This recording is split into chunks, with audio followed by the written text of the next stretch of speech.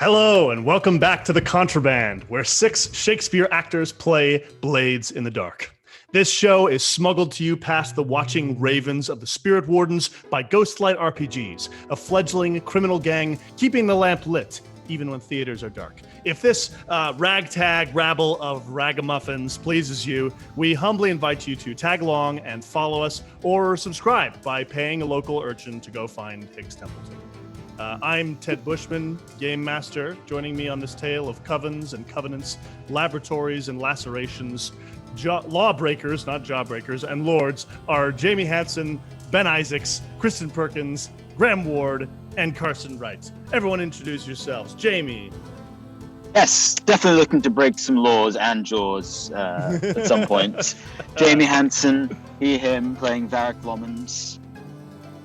Recently perfumed, I believe, was where we left off. I thought you were talking about real life Jamie, and I was very pleased to hear that. Oh, I mean, yeah, sure, yeah. In both worlds, in every world, yes, smelling good right now. In all possible worlds. Amazing. Yeah. Ben Isaacs.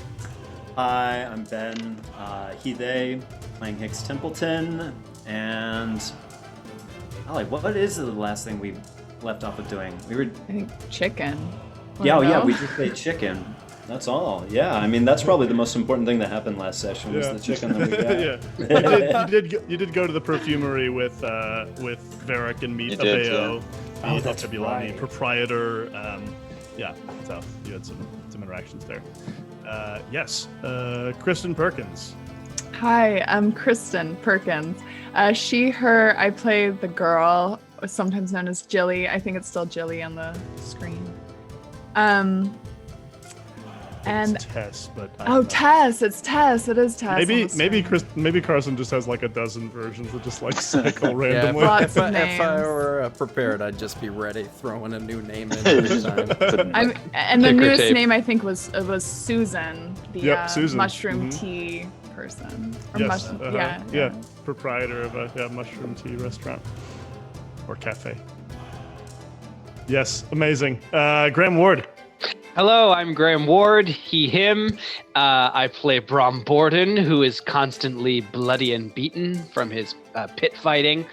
And I'm having a great day. I just had some pizza, and no one's going to ruin it for me, Ted.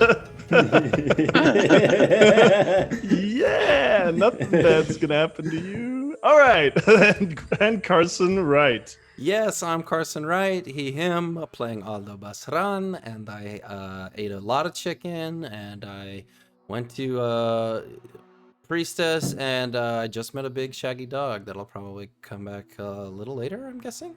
Yeah, we're probably going to sort of like flashback like the whole like 3 days earlier business. So yeah, also that also is very similar to your real life. You did eat a lot of chicken after the session. You were inspired to eat a bunch of chicken. You ordered an entire chicken. An entire chicken, yeah, it was delicious. Yeah, it was awesome. And hung out with my shaggy dog. So yeah, that was sweet. So for our audience, you are joining the story of a small crew of smugglers trying to make a name for themselves in the huge and dangerous city of Duskfall. They've got a sweet gig delivering ghost drugs from the Railjacks, who are employees sort of the electroplasmic train lines, to the Velvet Patriarchs, who are a troupe of actors. They delivered some paintings to a very strange organization called the Keltry Sisterhood. In doing so, Bram got a hold of an unmarked gray book, which is quite cool. And yeah, they got paid real well. Content warning for our show tonight. The Contraband is a crime drama set in a dark and unpleasant city. Episodes will almost certainly contain strong language and violence, and may also occasionally include sex, oppressive working conditions, precocious children, an inordinate amount of damage to kneecaps and shins, and encounters with the gruesome undead. So, prepare yourself to indulge your latest vice and descend with us into the Contraband.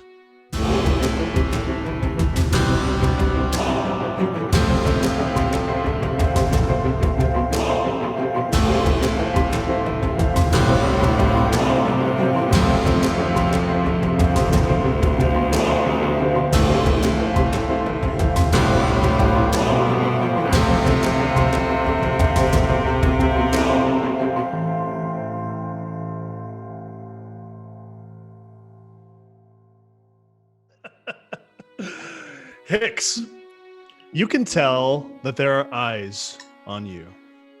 Your crew has been operating for more than a half a year now. In those months, you've been part of a gang war, you stole a political fugitive, you shot a high-ranking inspector in the face with a blunderbuss, you hijacked a powerful Leviathan hunter harpoon vessel and killed the rival smuggler crew that owned it, and now you're running illegal drugs out of night market and just transported some dangerous occult artifacts. Even if your gang doesn't have a name, people know who you are and they're talking about you.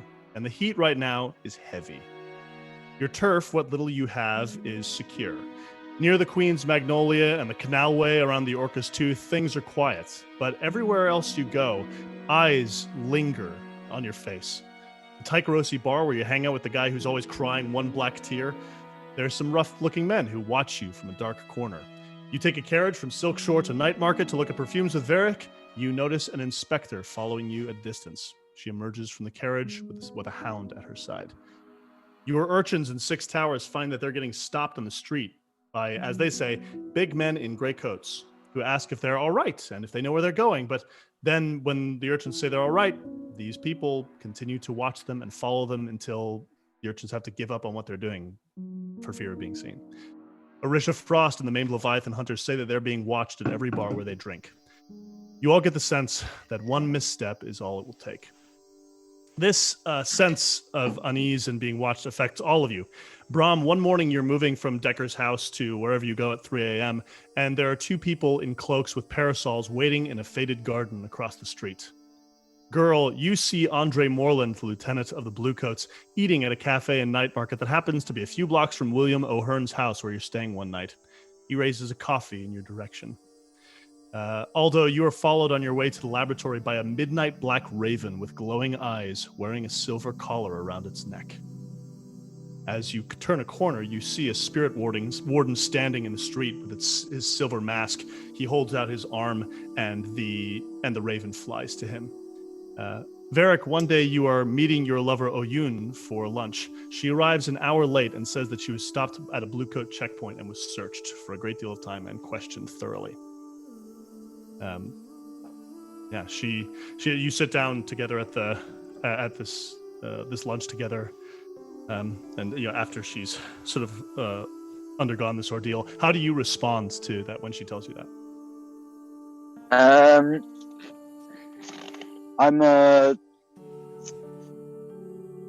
I take her and kind of get her to point out to me where the Bluecoats patrols have been, where they stopped her.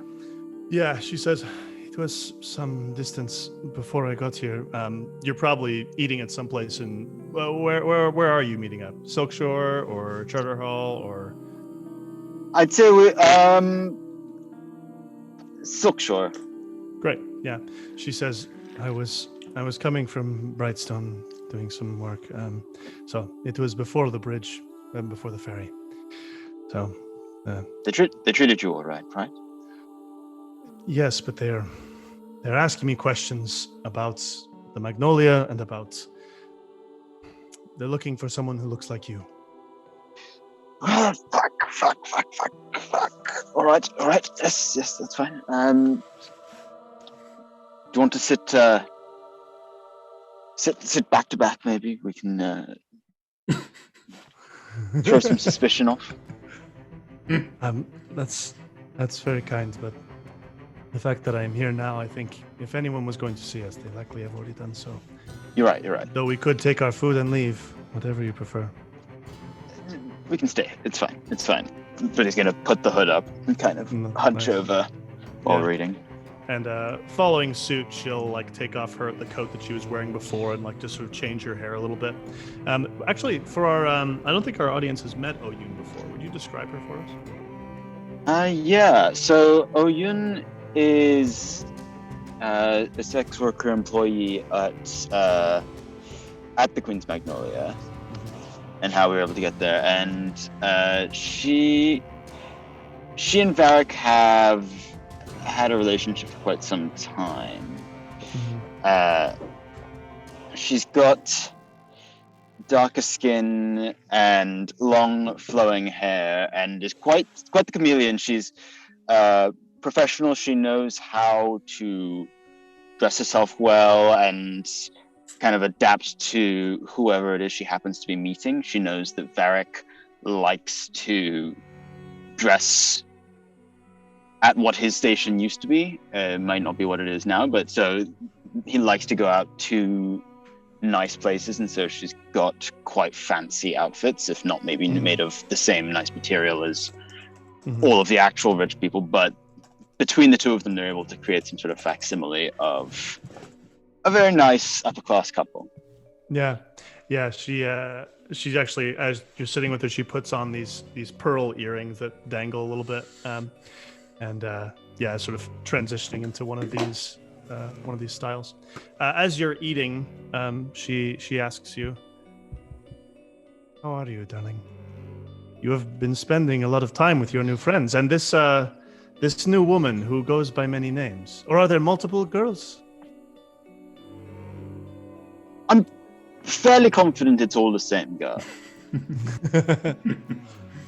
She hasn't told us exactly what her name is. I thought it was Jill for a bit, and everyone else was saying Tess, and she's very resourceful. I think I'm doing well, actually.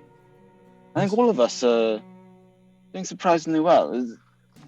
We seem to have found our way, at least for the moment. Although I had a run-in with some family recently. Oh no! Well, it wasn't with my father. It was barely a run-in. It was actually more of a drive-by or boat-by. Saw my sister while we were out on one of the jobs. I think she recognized us, so I might have to go and pay her a visit soon. I see. Well, I hope that goes well. Where does this go next? This work of yours. What happens in a year, in 2 years? I don't say this as a criticism in any way. I'm curious what it is that you are hoping for.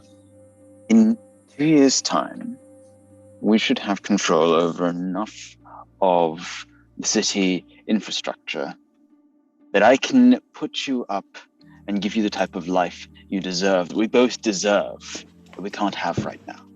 Okay? Instead of these pretend materials, we'll be dressed in the finest silks, velvets, everything. I won't have to use my father's name to get us into nice restaurants. You'll see. You'll see.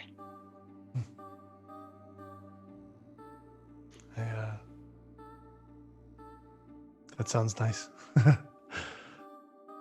It will make everything worth it. Any bullet wounds or broken hands or ghosts reaching through and attacking it will all be worth it.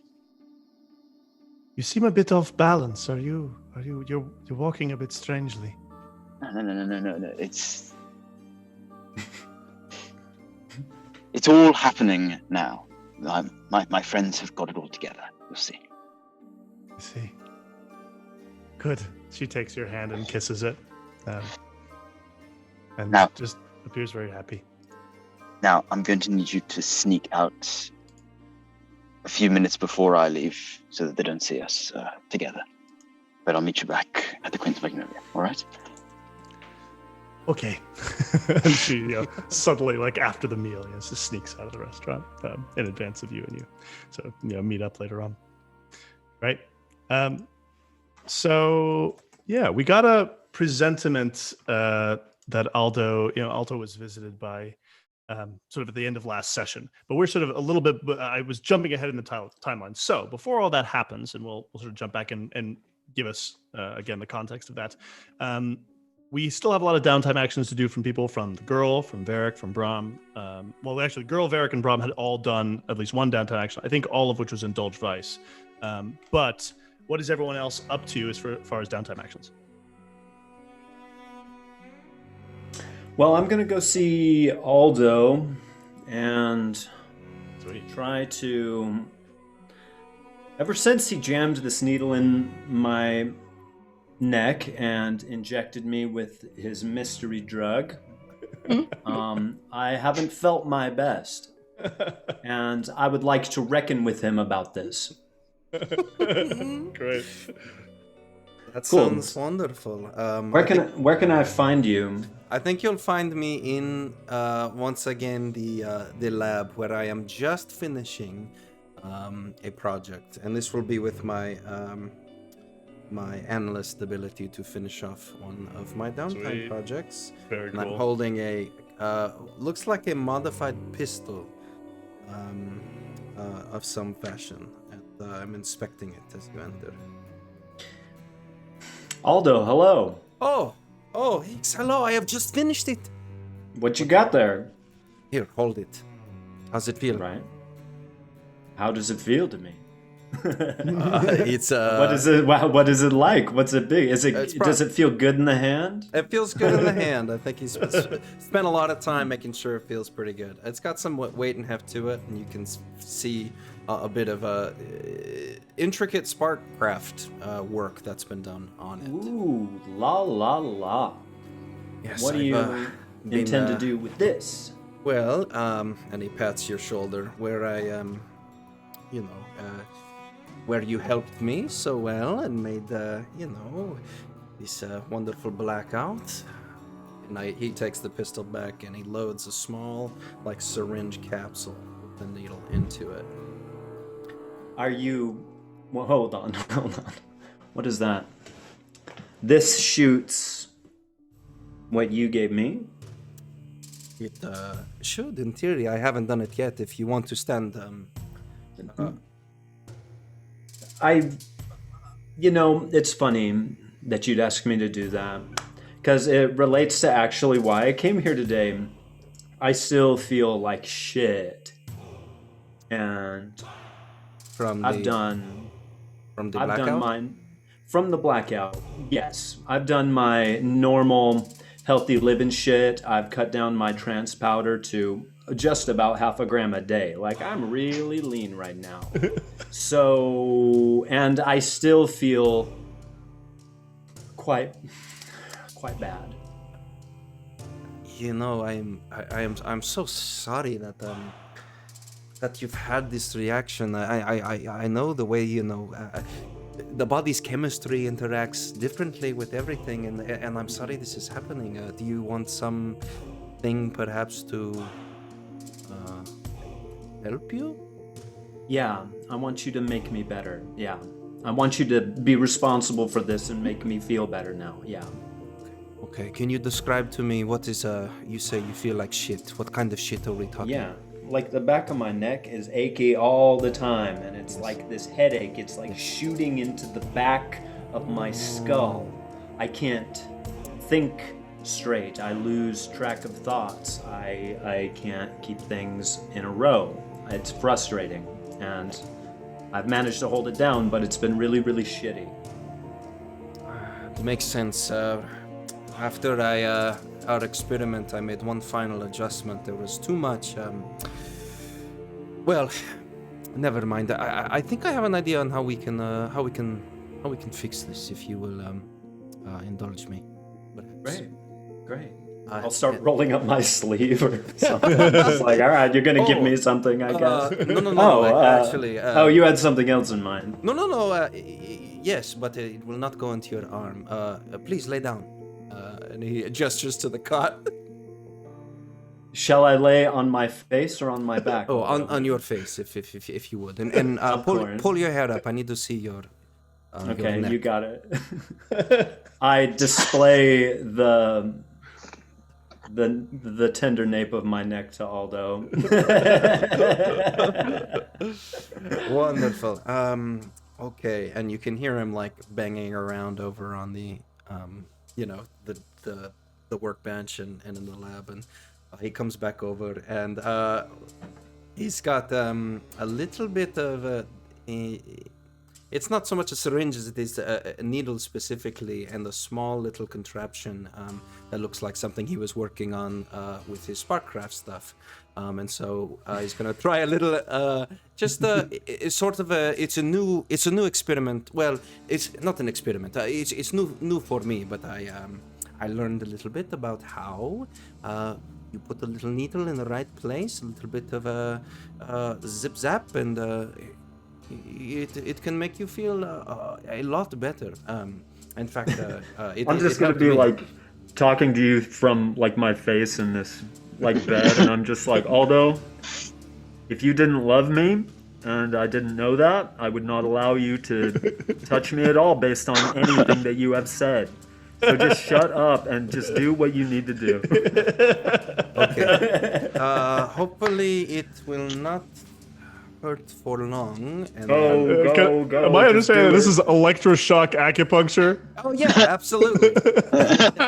Innovative. And I think it's something Aldo got talking to some guy at the fight ring one night. Oh, and he's like selling this to me, and I've been interested in Sparkcraft, so I'm like, I bet this could work. And he's talking about, so let's clear this up, and you'll feel just a little needle just kind of right into your back of your neck, and then just a little tingling, and perhaps just a real big bite for the second, and then he'll pull it out. And is this technically a healing roll? Yeah, it is a recovery. Yeah. So roll your tinker. I will roll my tinker. This is gonna go very well. Oh yeah. It's a 3. Okay. Marginally well. So that's 1 tick on your recovery clock. Wonderful. Oh, I'll take so every tick I can get. How do you feel? Is it? I feel much the same. But I'm not drawing any conclusions at this time, Aldo. I'm sorry. I'll come see you again. It's Please. okay. I just I'm sorry. I know, it's okay. I'm still learning. We all are. Jots down a note to visit this guy again. Did not work. Aldo's very much, if it didn't work right then, what's the point?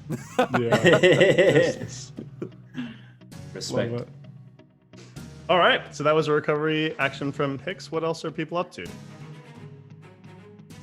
See, I would also like to go see Aldo. So perhaps I cross Hix like there's on a our. There's a line in the lobby. There's a waiting room, yeah.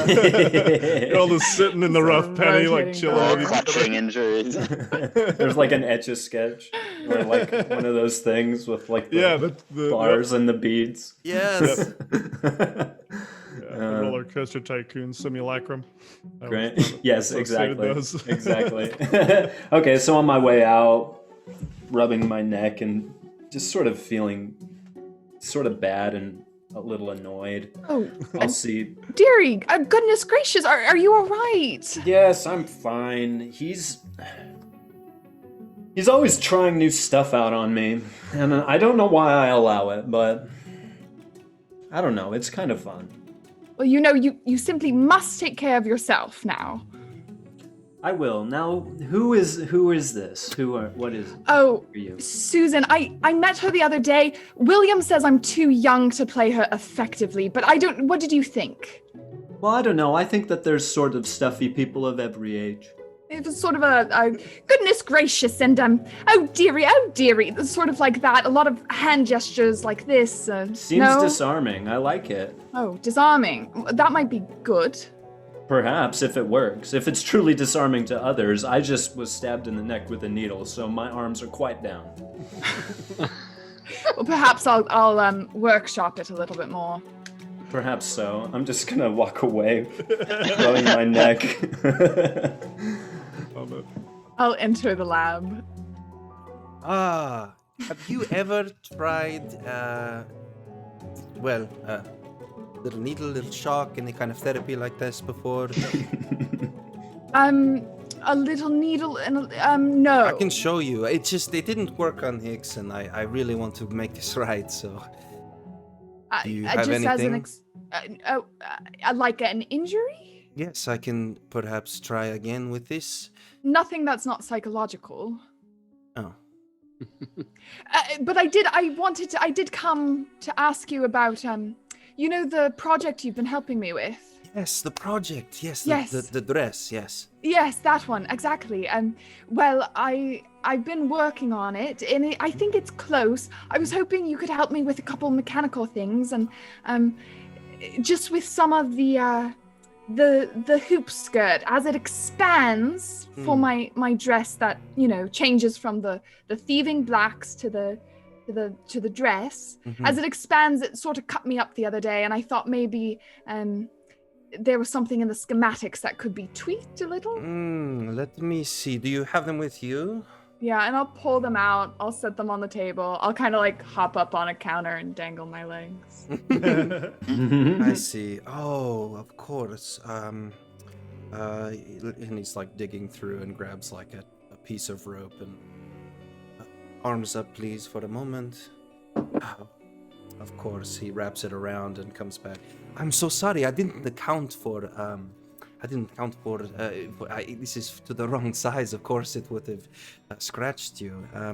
It should be pretty simple. And if I may make one more suggestion that we had not discussed before on this, a little bit of this, and it's basically like charcoal dust, very fine. You could use this in between where the hoops will expand. It will perhaps help lubricate it without being oily or drippy, and give a bit of a smoothness on the way out. Oh, goodness gracious, dearie! That's just wonderful. What and is this? Who are you? Oh, it's a character I'm trying out. William thinks I'm too young to do it effectively. Hix wasn't sure. He said you stabbed him though, so they weren't quite sure if that was maybe why they were feeling so strange. So, am I too young? Well, I mean, no. I suppose you can be whoever you, want to be. Personally, I like. I like Tess. Oh, the kind of the gruffer, more calmer, that character. You like that character? I guess I'm still confused. I am obviously very confused. Yes, I suppose so. If I like that character. All right, a little slower then, and she'll sort of punch him on the arm a little bit and say thanks, and then walk out with the new schematic. And I would love to make a roll for. Yeah, make a take a roll. Aldo's gonna be managing everyone's downtime. Actually, Step into my office. Yes. Okay. And I know we talked about this. Do I get an extra dice? Oh, for him aiding you? I'll aid you. I'll take some stress after Is that that okay? conversation. Yeah, that's fine. Yeah. 6. Nice. So 6. What's the mechanic again? 6 means you would get 3 ticks on your clock. So it is complete. Oh wait, yeah, no, it's complete. Nice. All right, so tell us what the finished product looks like, and maybe what your first test looks like.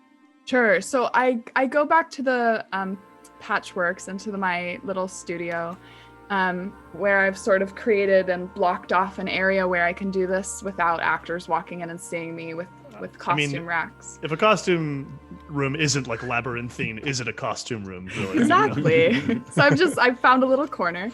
Great. And I finish my sewing up. I add the charcoal powder that Aldo suggested, and I slip into sort of the thieves' blacks, and it's black and tight and good for lurking, but it has sort of a corset with a pull tab or a cord. Nice. And I count to 3, hold my breath, and pull. And as I do, it kind of blossoms up and unravels, and it's a dress. It sort of looks maybe upper middle class, and it unravels in sort of like, I think, blue and pink and like a little frilly, like a nice day dress, perhaps. Yeah. The hoop Nice. skirt blossoms out. Yeah, exactly. yeah. Sort of like telescopes out. Yes. And I am suddenly a much different person. Yeah. I'm so excited, and I, do a little dance of joy. Cool. That's wonderful. Bravo. Does she show it off to anyone? Not yet. She probably will. Yeah, it's like, oh, cool. Man, awesome. What a creations. So cool. Yeah, so now you have, you can use that during a score or during whenever. I imagine it's not reversible. Is that the mechanic as we understand it? Yeah, I don't think that would be fair, and I can't imagine how that would work. But you can do Yeah, it how one would it be time, possible? and then you sort of have Yeah. to like repack it. Yeah, sure. Very cool. Yeah, I'm into it. That's awesome. Hey, don't hit your head on the floor, dog. I don't know what he was doing. He was just like, come. I say that to my kids too. We've all felt this way. Yeah. I Been don't know there, what he's been up there. to. Okay, so Bram wakes up in a literal trash heap in an alley. Woo! And it's kind of like, oh, that's not good. And kind of like roll over, feel my ribs, realize I'm not wearing a shirt. Oh, what happened? Oh, I don't remember anything.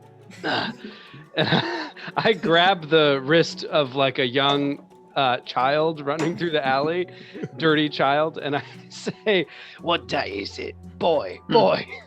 It's market day, sir. Market day. Oh, damn it! I've got to go." And I start hustling toward Marlane's place. Okay. And I like knock 3 times and then open the door. I know the trick, how to get her latch to go, even if it's locked. Yeah. I open it up. What do I find?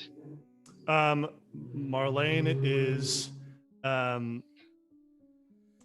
is there. There is like a nice breakfast laid on both sides of her breakfast table. She's sitting leaning back in her chair. She's got a book, and there are 3 flowers in a vase. And she looks up and she says, "Forgot, did you?" No, I'm sorry. I've just got to take a bath. And I kind of move past her and start filling. I don't know if there's. I doubt there's plumbing, but maybe there's like a pump on the back. Sure. Yeah. Or something. So Let's I play it start that way. like I like filling that. up a pump and like putting it on whatever device is used to heat it up. Okay. Just like totally unaware of what I've just walked past. Great. Yeah. There's just sort of silence as you continue filling this up. And as you bathe, as you like start bathing yourself, you hear like the screech of her chair coming back in. She stands up and she says, "Well, I'm going out then." Oh, where are you going? "Oh, just out. I have things to do. Is there something that you need?" Okay. Yeah, just this bath. Sorry, I've got a meeting. I'm supposed to go with Varric over to follow up with this bloke about the job we did. Yeah. Partway through the sentence, you hear the door close. Ooh. I look over at the flowers and back at the bath. And then just kind of shake my head, open up her pantry, grab, I don't know, like a piece of bread or something and start tearing pieces off of it. And take a somewhat miserable bath, realizing what I've just done. And yeah, I mean, I don't go after her, I don't think. Sure. Yeah. You finish up what you're up to. That's great. Is this what? Do we jump to this meeting? Yeah. Is that part of this? Yeah, so I wanted to follow up with Kyrol. Yes, Kyrol. Was it Kyrol? Yeah. Yeah, and see if there was some more information we could gather about, I don't know, new leads. See if he was satisfied with the job that was done. Because we didn't get paid by him, but like he had set it up, right? Yeah. He's So got we some want, connections. I basically would like, if Varric is willing, to just like touch base and try and, Cool. I guess as Bram would explain it to Varric that like we've got to take care of our contacts, you know, steward them. Yes, absolutely. Are we planning on bringing up any social relationships when we see Kyrol?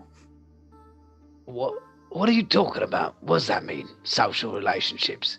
Nothing. It's just last time I thought I sensed a certain unspoken tension, perhaps, of Kyrol's social. No.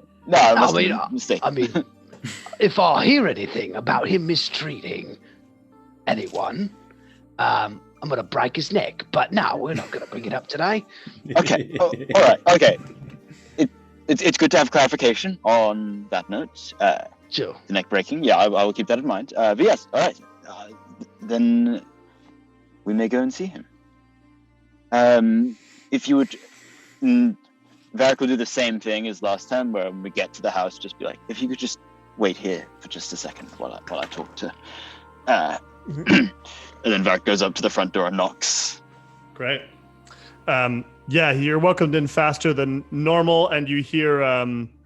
First you knock. You hear the butler calling. It's Mr. Lohman, sir, to see you. And then you hear a voice saying, "Oh, let him in. Yes, send him in right now." Door opens. You head inside, and Kyrol is there in the front room. He's got a big ledger laid out on his sort of coffee table, and he's looking over some papers as he's sort of walking through his room. Varric, old boy, how are you? Wonderful, my friend. Wonderful. Thank you so much for the advice you gave earlier. Oh. On, the Culture Sisterhoods. Oh yes, I heard that it was that they were pleased with the results.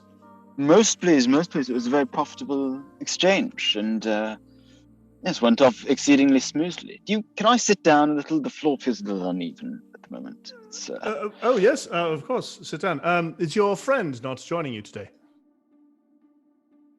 Your employee. Yes. Give me 1 moment, and Varric's gonna run down the stairs and stick his head out like. Okay, you can come in now. Yes, I'll come Sorry, in. Yes. All right. Come in now. Bram, kind of grinning at his chance to drive that point home, comes in. Right. Nice to see you, Mr. Kyrol. Yes, a pleasure to see you again, Mr. Borden. Yes, how can I help you, gentlemen? As you can see, we're trying to make a shipping deal come through in the Dagger Isles here, and so there's a bit of work on my plate, but it's a pleasure to see you as always. Well, we don't wish to interrupt your very important work. In the Dagger Isles, you said? Yes, just trying to get some shipping of timber from there. You see, the forests around Duskfall have been dead for several hundred years, and so it's quite difficult to obtain new wood. So that's what we're hoping to ship more of. Interesting. I wonder if that's something we could help you with in the future. Shipping timber from the Dagger Isles? Well, if there was an opportunity to bring in something that wasn't normally legal, we have some capability in that regard. I suppose the reason we've come today is to see how everything went off with our previous arrangement, and see if you've got any more leads. Wonderful. So let's make a quick let's make a roll with Kyrol. You can do a consort. You can do whatever you think would be appropriate.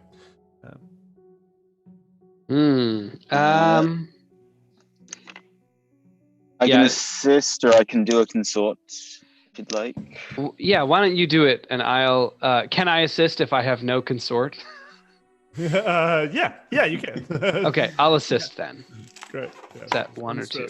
One stress to assist. Great. Yeah. So I guess I would make the argument. The thing is, Kyrol,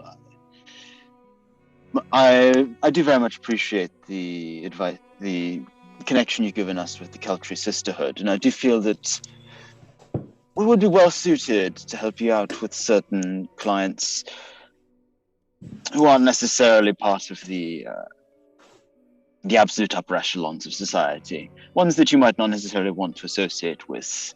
You can pass along to us, and we can provide the service. See, yeah, go ahead and make that roll. Let's see how he responds. Right, I get +1 bonus die, which is good because it was 2 3s and then a 4. Amazing. Oh, fantastic. Kyrol says, I will certainly let you know if there is anything that needs to be brought in into the city that shouldn't go past customs. That is quite helpful, and I'm sure there are many people in my world, as well as potentially myself, who could take advantage of such a thing. So I will certainly let you know the moment that occurs. I'm curious, as I am keeping an ear to the ground for your organization, are you interested in more of the kinds of work that the Keltry Sisterhood offered, or are you looking for other types of clients? Oh, you mean blind theft? I was more thinking on a... We prefer less confrontational issues sometimes. We like to avoid conflict whenever possible, as Bram is indicating. Yeah. I don't know if you heard, but some people died during our last job. It didn't go quite as smoothly as I was implying, yes. Now, some of us are very good liars, but despite their considerable skill, we were not able to get in and out. I see. I was aware that the job became somewhat complex, or at least the sisters informed me that there was some challenge for you, and that they were able to recompense you, hopefully fairly. I asked more on the lines of the kind of things they were shipping, the things that they were interested in obtaining. Is that more of interest, or are there other types of substances? Well, the sisters were very nice indeed. I enjoyed their company. I wouldn't mind working with them again, or others who are interested in that line of engagement. See, and they're such old paintings. If they told you about them, they're from before the city was even made. It's like a painting of the hill before the buildings even went on. I don't understand what the point is of it. You can't see any of the architecture, any of the design, interior artwork, none of it. Yes. As far as I understand, Varric, the very intention of art is, to some degree, its incomprehensibility to most laymen like us. That's the intention. Confound poor people. Confound them. Oh, sorry. Whispers like the spirit of Hix in your mind. The butler, talking about art theory. Sorry, I'm not there. I love it. Kyrol says, I see. I will let them know then. There is one thing that I should let you know about. I was uncertain whether it would be of interest to you or whether I should bring it up at all.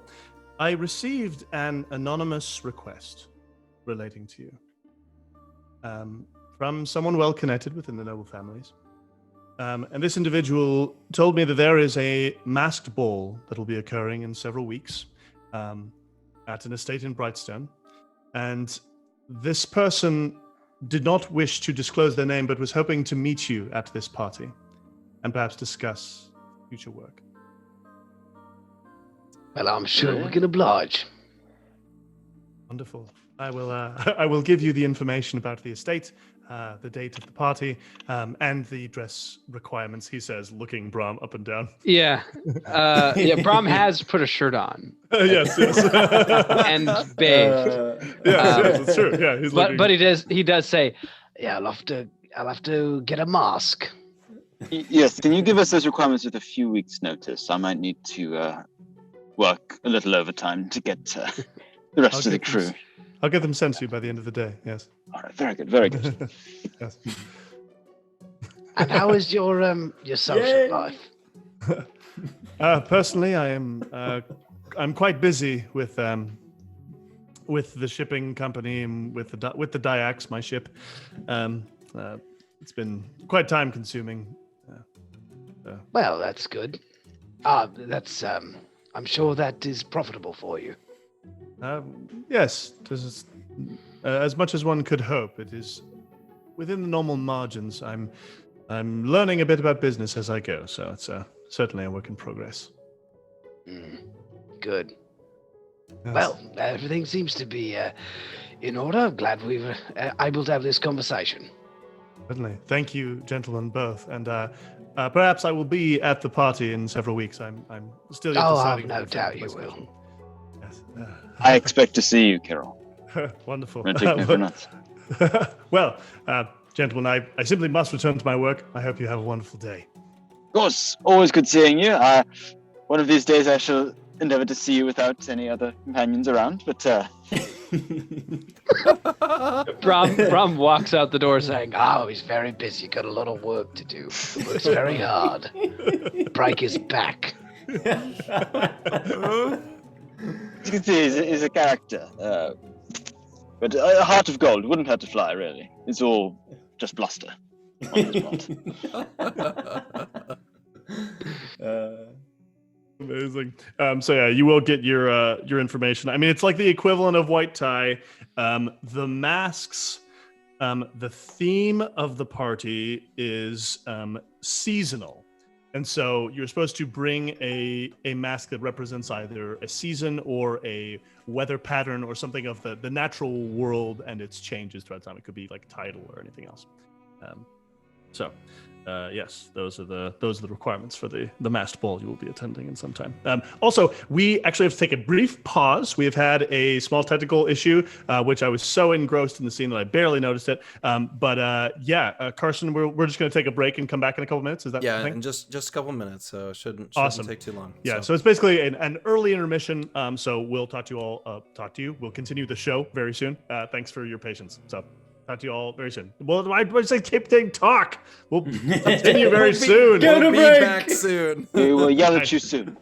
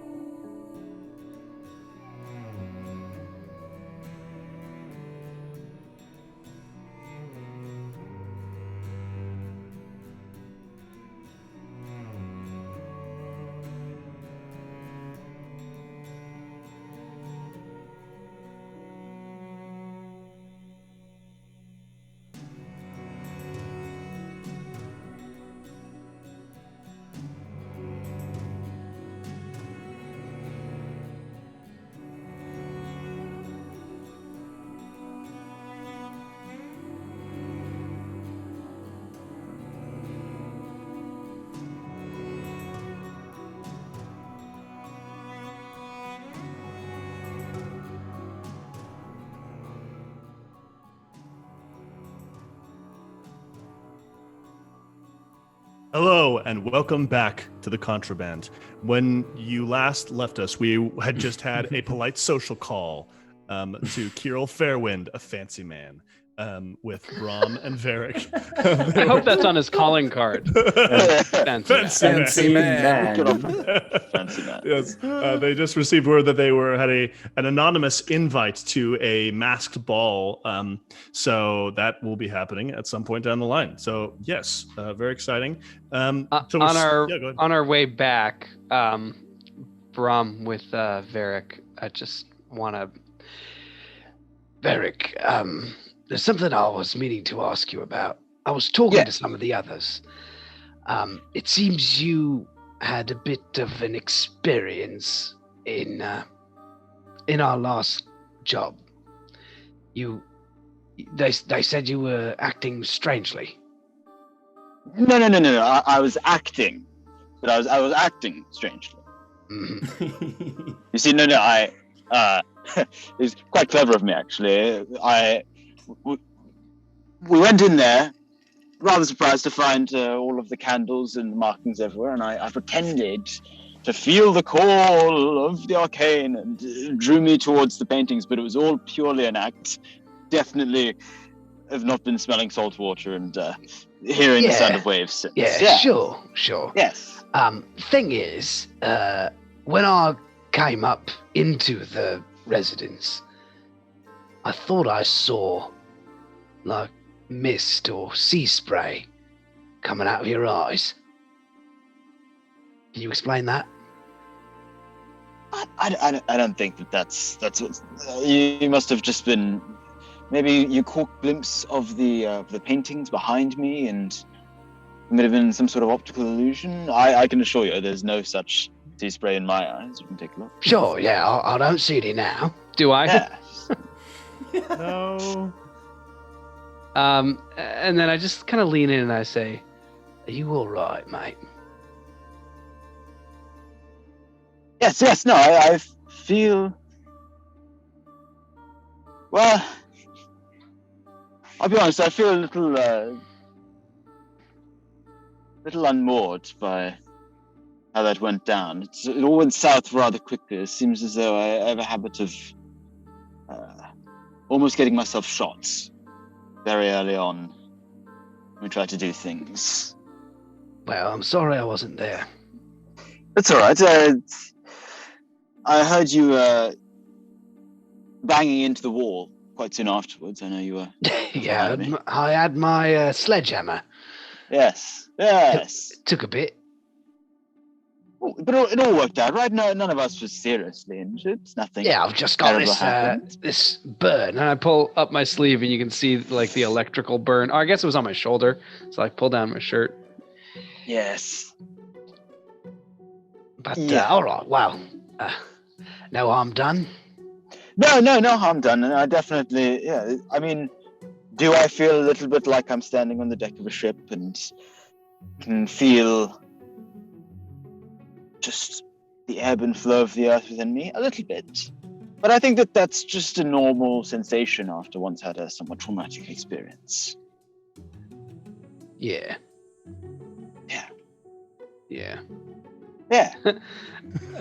Bram just kind of claps him on the shoulder, looks at him for a minute, trying to interpret what he just said. Love it.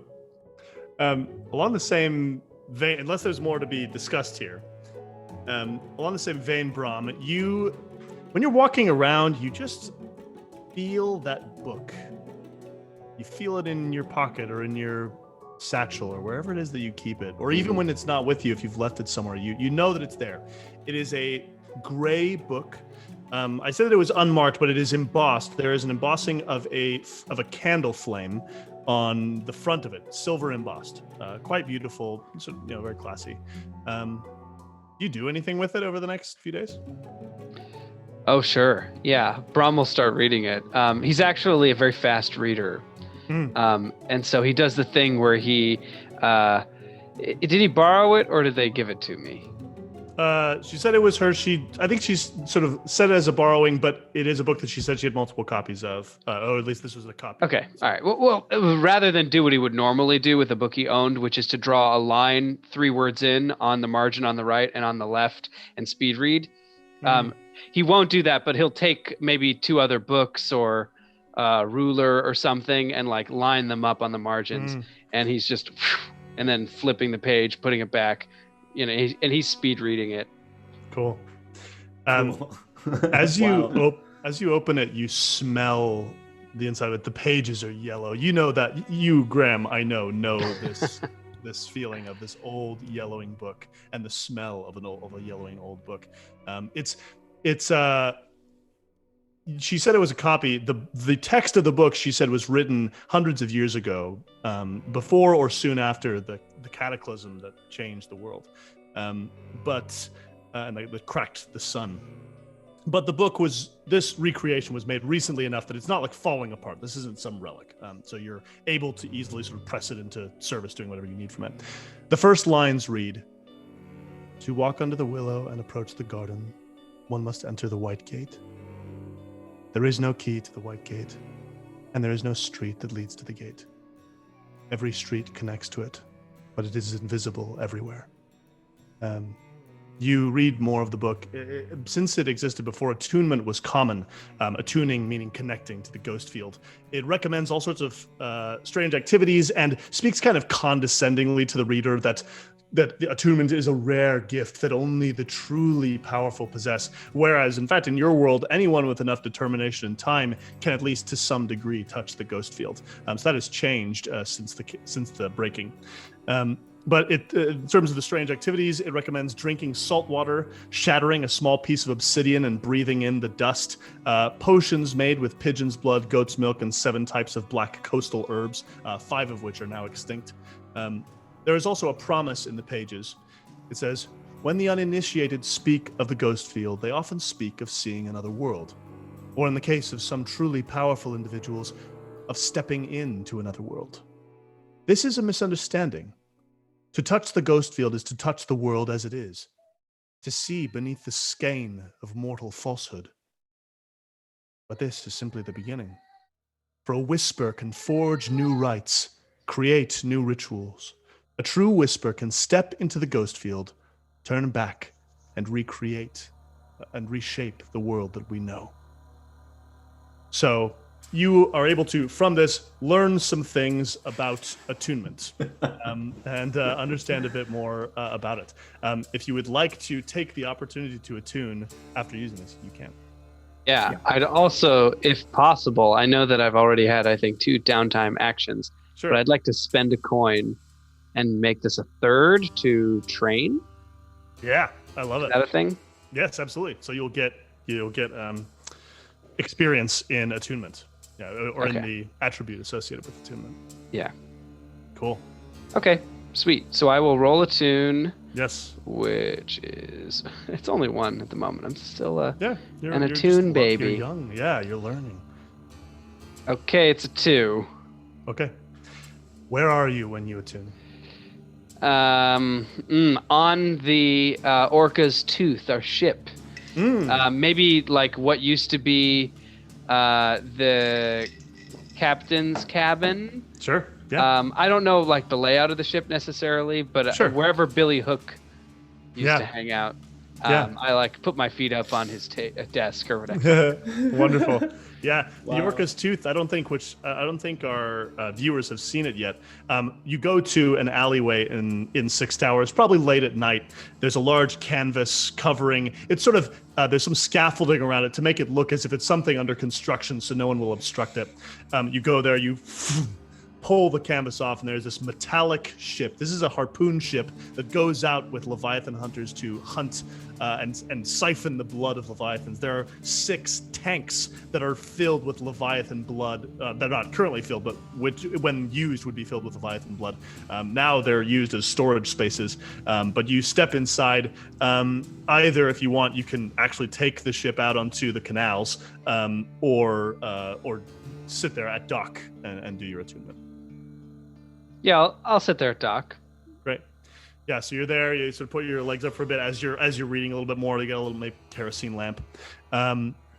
So with you stand up as you begin to attune. You feel a shiver, which sends frissons up your arms and the back of your neck. Then it feels very cold, your fingertips achingly cold. And then you step into the Ghostfield. It feels like stepping through a cold waterfall. And sometimes stepping into the Ghostfield just makes you, sort of in the same area, but you can interact with things in different ways or see ghosts, see through things. But in this case, you feel the river dusk. The river dusk is heavy because it is full. You float in the river dusk 20 feet beneath the surface. A little bit of light comes from up above, and beneath you can see the black bottom of the river and the greenish water around you stretching out. You can see the undersides of boats, and you feel a tug pulling you or calling you downward. Do you follow it? I'm determining whether or not I know that I've not done well in my attunement. I don't suppose that's a thing that I can Yeah, that's a good question. Really sense yet. I'm still a rookie, so I will. Yeah, I'll follow the call. This is working. Yeah, great. Yeah, when you go downward, you both feel and see bodies in the river. It is, one of the adages of the city that the rivers are filled with bodies. Many of their pockets stuffed with stones or lead shots shoved down their throats to make them sink to the bottom.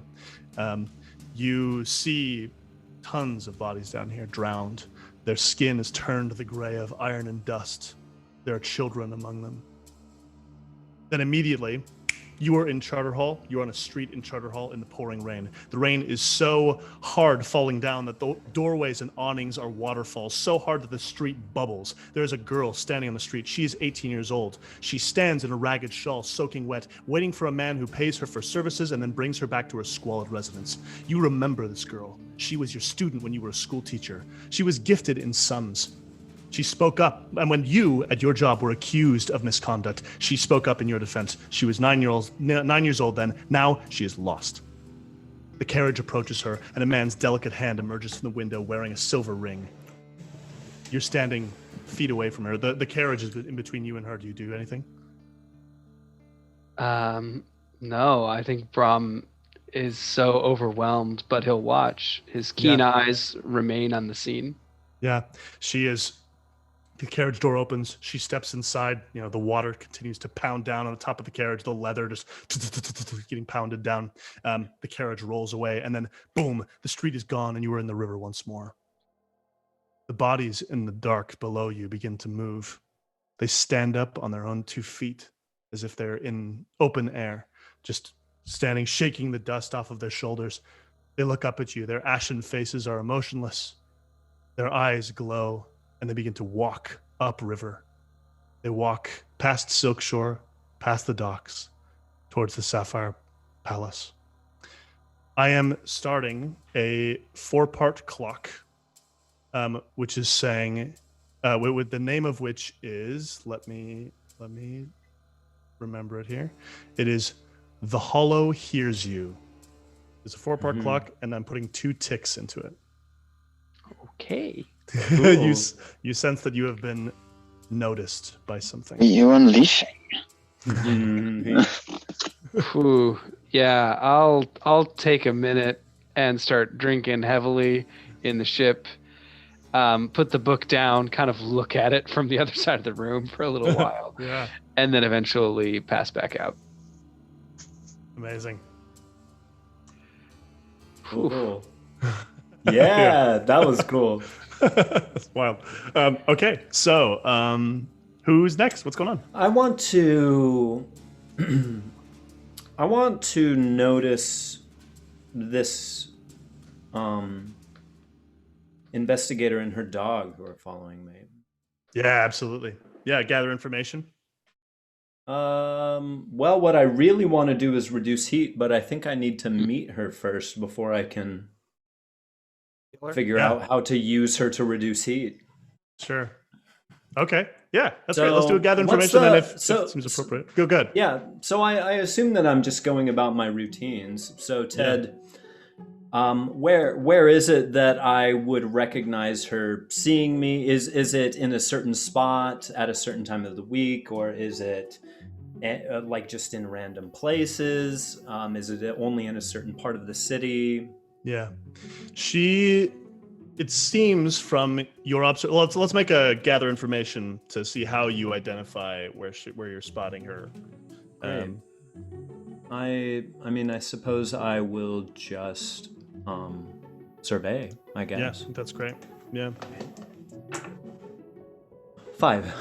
Amazing. So you have a pretty solid sense of what you usually do. You know, you have a schedule. I think you mentioned in previous sessions of like the bars that you go to at certain times of night. Is that pretty regular? Maybe it's like a forking path thing where like it's pretty. I'd say it's pretty regular, but I like to follow my nose. Yeah, sure. So it's sort of regular with some variations. So what you do in order to survey is you sit down and you write down all the places you go. And like, this is maybe the first time you've ever formally done this because this always just exists in your head. But you map out essentially I go a lot of places. Yeah. I have so many friends. I feel good. Who needs money? It's like I'm rich in my heart. I don't understand. Anyway. So you map out sort of what would be the platonic form of your like weekly or weekend tour of places, and you do it consistently for 3 nights in a row. Like you make sure that you're doing exactly what the sort of platonic one is, and you make it look like nobody's following you, and you don't get a sense that there's anything like you don't make any major amount of noise. But what you see is that there is a woman with a dog who follows you specifically at there's a place in the docks, which is probably this Taikarosi bar where you go. She's aware of that location, and you always make sure to shake people off in between districts. So it appears that she's aware of you in the docks and in a location in Charter Hall. Maybe if you ever stop by that fighting ring in the basement of that lecture hall that you and Bram went to one time. I'm never going back there. No, geology professor. Not in my normal headspace. I'm never going back there. That was like one of the best nights of Bram's life. so fucked up and funny. So one of us bit someone. Was it me? Oh, it was you. Yeah, it was definitely you. You got disqualified. Yeah. Not a good night for me. Not a good night. So I see her in Charter Hall. All right, I'm gonna say that this is on my way from that Taikarosi bar to just another spot that I hit, perhaps at around midnight or 1 a.m. Yeah. What do their uniform? What is she wearing? Yeah. So inspectors are, as you know, this sort of elite force who are sometimes recruited among the Bluecoats, but they're definitely part of the same law enforcement, but the inspectors are an echelon above. They often are, the way you recognize them normally is brown coats with high collars with armor underneath. She looks like she's a little bit more quotidian. There's no armor necessarily, or if it is, it's leather or something light. She's trying to fit in a little bit plainclothes cop. She probably is like a sort of newsboy cap. But what you're able to notice is she has a bandage and some sutures along her cheek. Oh, fuck. Okay, I'm going to ignore any notice of that. Yeah, great. And on my way to this place in Charter Hall where I, hang out with my friends, I'm going to turn around and very casually walk toward her. Okay, great. And I'm going to stop and I'm going to look at her and I'll say, I see you around here a lot. Do you live nearby? The two of us sometimes take very long walks in the evening. She gestures to her dog. Yes, I do that too. What's your dog's name? I'm gonna bend down and try to engage the dog. Mm-hmm. The dog's name is Alistair. Alistair. What's the dog like? The dog. Like in relation to me, how's the dog reacting? The dog makes a quick look up at its owner. She makes she doesn't make any particular motion, and it looks back at you, and allows you to pet it, but doesn't. I'm going to pet this dog. I'm gonna roll consort, and I rolled. Oh no, double sixes. Tell me how Alistair takes my touch. Yes. Alistair. These are the rolls that I want double sixes. Are the ones where I'm like engaging with dogs. Yeah. Most important. We all seem to do quite well when engaging with dogs. This is like real life for me too. Like way better with dogs than with people. Yeah. Alistair is at first, somewhat, like sits down on his haunches. I'm leaving. Who wants to decide what type of breed Alistair is? Who? Not Ben, but who else would like to decide? What about go? I was thinking like deerhound Great style, like big, kind of shaggy, wolfish. It looks like a bit of a Scottish. What do they call those guys? But it's there's Irish deerhounds Irish wolfhounds. We do have a deerhound in Benjamin, the dog of. I forgot he was a deerhound already. You said that. Yes. Yeah. Oh, I was thinking about a different deerhound. They're so perfect for a Victorian setting. I think is part of the appeal. Yeah. Like, what about it? What about it? Old English Mastiff, like short-haired, massive dog joint problems, big jowls flopping around. Yes. Oh my gosh, yes, I love it. Yes, Old English Mastiff. Very good boy. Shakes his head. And I'm just like, oh, Alistair, you're very serious, aren't you? Yes. You take this very seriously. Yeah, and you maybe have like a little treat, like a little bit of like random meat you have like on you. Sure. To feed the urchins. Yeah. Well, no, I mean, surely I planned for this. I've been thinking about this, like, Inspector bitch who's been fucking following me and scaring me. I'm like, all right, the dog is the way. Yes. Yep. And the dog, like, there's the point at which you understand that you've won is that the dog just like opens up its mouth and just starts panting, like, and like letting you pet him. I'll nuzzle him. Perhaps like I'm relating to this dog like very lovingly and giving him all of my attention and not her for the several long moments. Yes. Yeah. Whether or not that's a win in her book, perhaps not. Remains to be seen, yes. Yeah, I'll stand, I'll be like, he's very sweet. Thank you. He is well trained. My name is Hix. It's a pleasure to meet you. What's your name? My name does not matter particularly. Oh. I'm afraid it can be somewhat dangerous for women to give their names to men late at night walking. I'm very sorry if we've disturbed you in any way, sir. Not at all. I mean no harm. Good.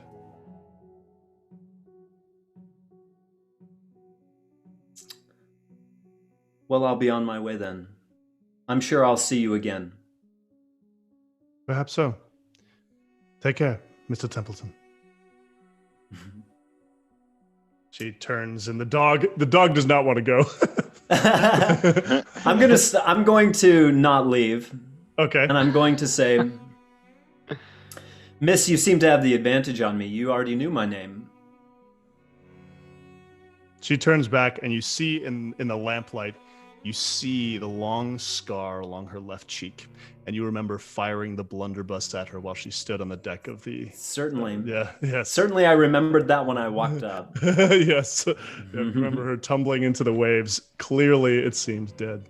And you see there's a little bit of redness underneath her left, in her left eye. And she says, I think you had the advantage. You'll find that that's usually the case with me. Stop following me. Stop. I want to roll command Love to it. reduce Do heat. it. Heck yeah, great. And I'm going to Awesome. push myself. Yes. My gosh. And Yeah. I would like to, I'd like to exchange position for effect. Because my effect is reduced and also she's a fucking inspector. Yeah, it's great. Yeah. Woo. Wow. Great. That is a 1, a 2, and a 6. Okay. Oh my Nice. All right, Well done. Okay, so they're tier 3, you're tier 1. You've increased effect by rolling a desperate roll. And with the 6, you don't have any consequences.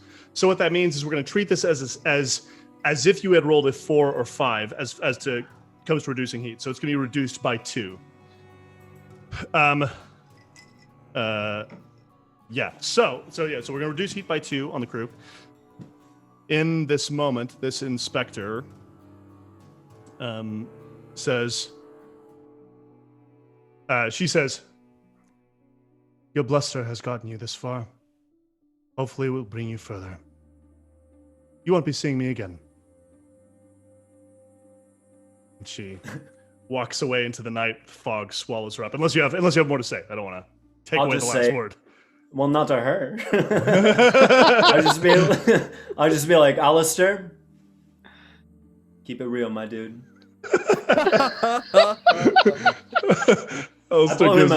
I blow him a very real intentioned kiss. Like, Yes. he's obviously a very good boy.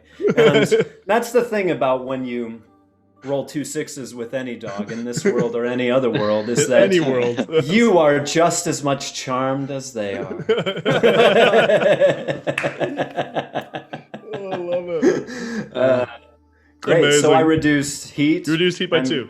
Yep. Great. Love it. Yes. Wow. Yes. Woo! Wow. Yikes. That's fun. Yeah. All right. So around this time, I know we haven't finished all our downtime actions yet. Okay. Oh no, go ahead, Aldo. No, it's all right. Hit me. Okay. I just want to find Bram. Yeah. He's right there. For me, he's just right down below me. Hi. He's to my left. Yeah, you'll find Bram on the Orca's tooth, passed Okay. out. All right. Cool. Sort of knocking on the door, and if Bram doesn't come, Aldo will let himself in, or. Yeah. Once you let yourself in, you can see I'm like stirring. Oh, I'm sorry. I didn't realize you'd be sleeping. What time is it? It's 1 in the afternoon. Okay. It, What? Early for you, or? No, it's the same time as it is for you. What do you want? I'm sorry.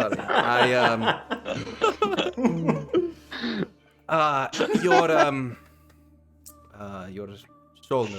I can't yeah. help but feel a little responsible. Can I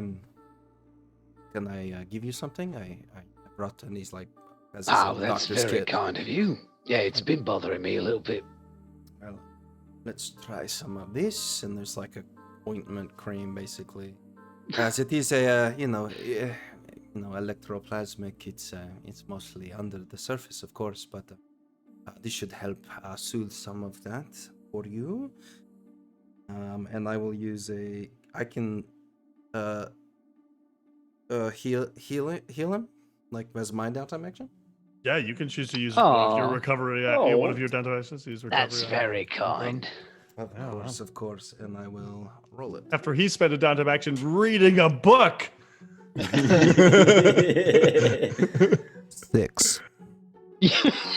Yeah. You're welcome. This is a quality house call. Okay, So how that's many 3 ticks? ticks, so that That fills you. heals me, Yeah. yep. Yeah, Because you I have got a special permanent one. healing. Yes. That is so cool having I'm a the permanent. best there is at what I do. Yes. This should help ease some of it. Does it feel a little better already? No, it doesn't, but I'm sure it will. Sorry. It's instant healing. You drank the sound- potion. I'm just kidding. Sounded like you wanted a different answer, but I really don't like the feeling of ointment on. I'm gonna have to keep a shirt off for a couple of days. That's fine. Makes I me think oily. it's it will dry up in time. You'll be just fine. Thank you. Truth is, after the job in Terrytown with the ghosts, and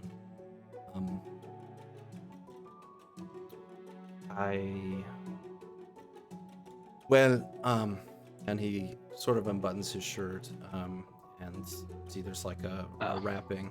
Yeah. It's There's one like of those scenes. Yeah. There's a wrapping there, and he sort of removes it, and you will see a similar to the ghost burns you've seen, on your own arm, only like 10 times worse. Ooh. To the point where some of the skin has probably been affected permanently in shape and texture. We talked about sort of like that calcified quality. Yes, if exactly. you wanted that, your color exactly. That's what I mean. It was a kind of like crystallized. calcified, yeah. Yeah. And it's It doesn't look like ointment's going to fix it. No, of course not. It was well, Bram, I just I've tried to. I've gone down this road, and this is where it led me. And if it were not for a friend, I would be here with you. And I don't. I know I have pried too often into your business, and I am not going to, and I want to respect that, but I can't help but notice your interest in perhaps reaching something or someone beyond what we can see, and I want to warn you, and I want to help you if I can. Help me succeed? Suppose I don't know what it is you're looking for, but if you... Obviously, I was not successful, and I don't think I can... Don't think I want to try again. Well, I'm going to try again. I'm going to keep trying. At first, I thought you were coming in here to stop me. Are you?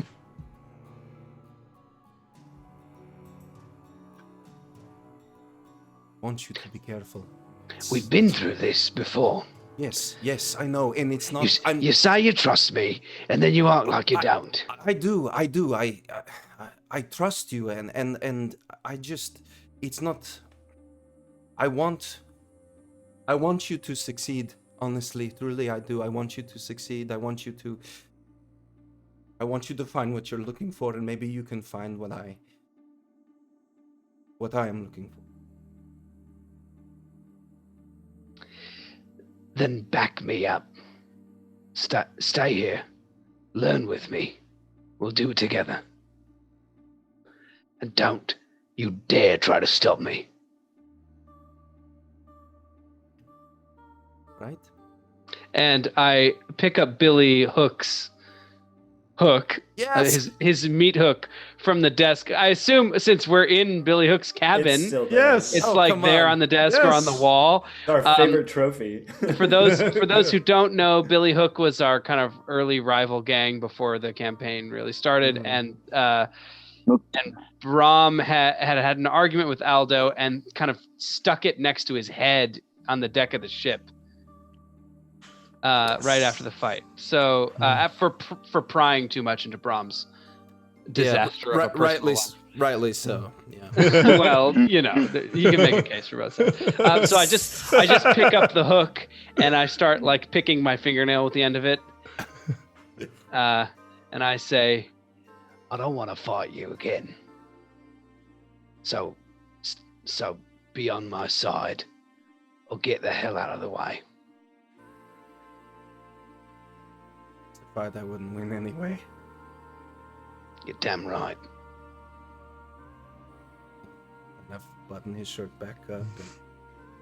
And not that we need to play this out, but he'll say, where do we start? Yeah, and we'll cut to hit black. the books. Yeah. Yeah. Yeah. Awesome. Very cool. What is the girl up to? Girl is another downtime action? Or No, I use No. both. Yeah, I have one I- downtime action that involves the girl potentially, if she wants. Sure. I'd like Yeah. to find you somewhere. I don't know. How would I do that? I mean, you can stop by the theater. I'll stop by there, yeah. Great. I'll walk in. After a show, walk back into the costume shop. I don't know if anyone tries to stop me, but they're Probably probably don't in a listen to them. rehearsal at the moment, and so like they're like talking, and there's like some shouting as someone's like, "This speech just doesn't work, Medley. It just doesn't work." This is Theodore, of course, being a diva. And Medley's like, "Of course it doesn't, because you're doing it fucking wrong." And then, I'm just going to use this distraction to avoid the actor people. and just Epola, go around them. Epola, the big girl, sort of sees you and goes, "Oh, hi, Hix." Oh, hey. Great. So I'll go back there. Great. I mean, are you just working on costumes, or what are you doing? Yeah, I'm back there sort of sewing up. And when I see you, I'll sort of, Hix, and then sort of try and gesture you because, of course, I'm someone else here. So Great. I'll gesture you into my little corner. Great. Yeah, I'll enter. I don't want to take up too much of your time. I'm wondering if you would like to get dinner with me later. Dinner? In what capacity? In a capacity of getting to know you and you getting to know me. In becoming better acquainted. I mean, this is something that I do sometimes with my friends, is I will get dinner with, we get together and we eat food together. We both have to continue to do this to live, and it feels somehow more enjoyable to do this with others, I've found. I don't know your experience, but because this has been my experience, I'm asking if you would like to eat food together and perhaps become better acquainted, if that's something you want to do. If not, it's not a big deal.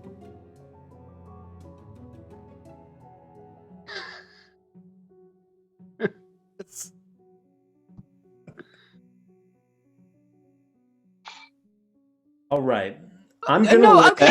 Yes. I'll come to dinner. Okay. Great. Is today good? I mean, this usually isn't so hard. Do you ever do this? Just dinner, just with friends. It's just dinner with friends. It's not a big deal. I'm not expecting anything from you, except, I mean, I would like it if you would be honest. Who I am. Oh. No. Well, yeah. Yeah, I would like it if you would be honest with me about who you are, but not in a way that you're uncomfortable with. And ultimately, if you're uncomfortable going to dinner, this just like showing up to work and hanging out together is fine. No, we can go to dinner. Rehearsal ends at 5, I think. I mean, it never ends on time, but presuming that it does, presuming I can slip out, I could meet you somewhere. Did you have a place in mind? Okay, if it ends at 5, I usually don't take dinner until 10 or 10:30. Could you meet me at this place it's in Northern Silkshore. It's called Prime Time. Sure. Have you heard of it? I haven't, no. But I hear I'm disembodied voices being excited. I'm gonna explain to her how to get to Prime Time, and I'll just be like, could you meet me there around 10:30? I'll probably be there doing a little bit of business there beforehand. All right. Yeah. The most convenient way to get there is actually by taking a ferry or a gondolier, because it's in like the very canal-focused part of Silkshore, where it's just like gondoliers as far as the eye can see, or however you would phrase that. As Hix is sort of walking out, I'll yell, and who? Sorry, but who should I be? I don't know. Just wear something that you feel good in, and show up. Don't worry about the who question. Just wear something that you like, and then we'll just talk. We'll hang out. All right. Something I like. And she'll turn to her costume racks and let them leave. Amazing. Yeah, so Hix, they leave. So let's jump ahead to this. So prime time. Let me just explain what prime time is like. Prime time, I want to sort of evoke a space that is perhaps not the same flavor, but the same strength of vibe as the place in Pulp Fiction where they dance together. That this place is very ostentatious. There are people dancing. There are people outlandishly dressed. It is a place that people go to dance and drink and have a really, really good time. Awesome. Yeah. Yeah, music is being played. There's a live band, probably. Yeah. Yeah. It's going to be kind of noisy. Great. And so as you walk in, I'll be just like standing at the bar talking to this large red-headed fellow from the Dagger Isles, and we're laughing together and, drinking and... Yeah. Awesome. Clap, turn, I'll see you. Clap him on the shoulder, and I'll be like, I have a table for us. And then I'll take her by the hand and go back to this table. And the Dagger Isles guy maybe like reaches out for the girl's hand and says, "You're lucky to have such a nice dinner date, dearie. Really wish I could be in your shoes." Kisses your hand. Don't listen to him. He lies to everybody. Well, I can relate, and then I'll follow you to the table. Great. What did the girl choose to wear? I'm curious. I think she'll have sort of a simple blue dress on, down to her ankles, of course, sort of modest and down to her wrists, but not big hoops. Sure. Like easy to move in. Yeah. Comfortable. Great. Awesome. Great. So when we get to this table, I'm going to, the waiter will come over. This is our friend, Ted, you can name the waiter. Yeah. You may name this.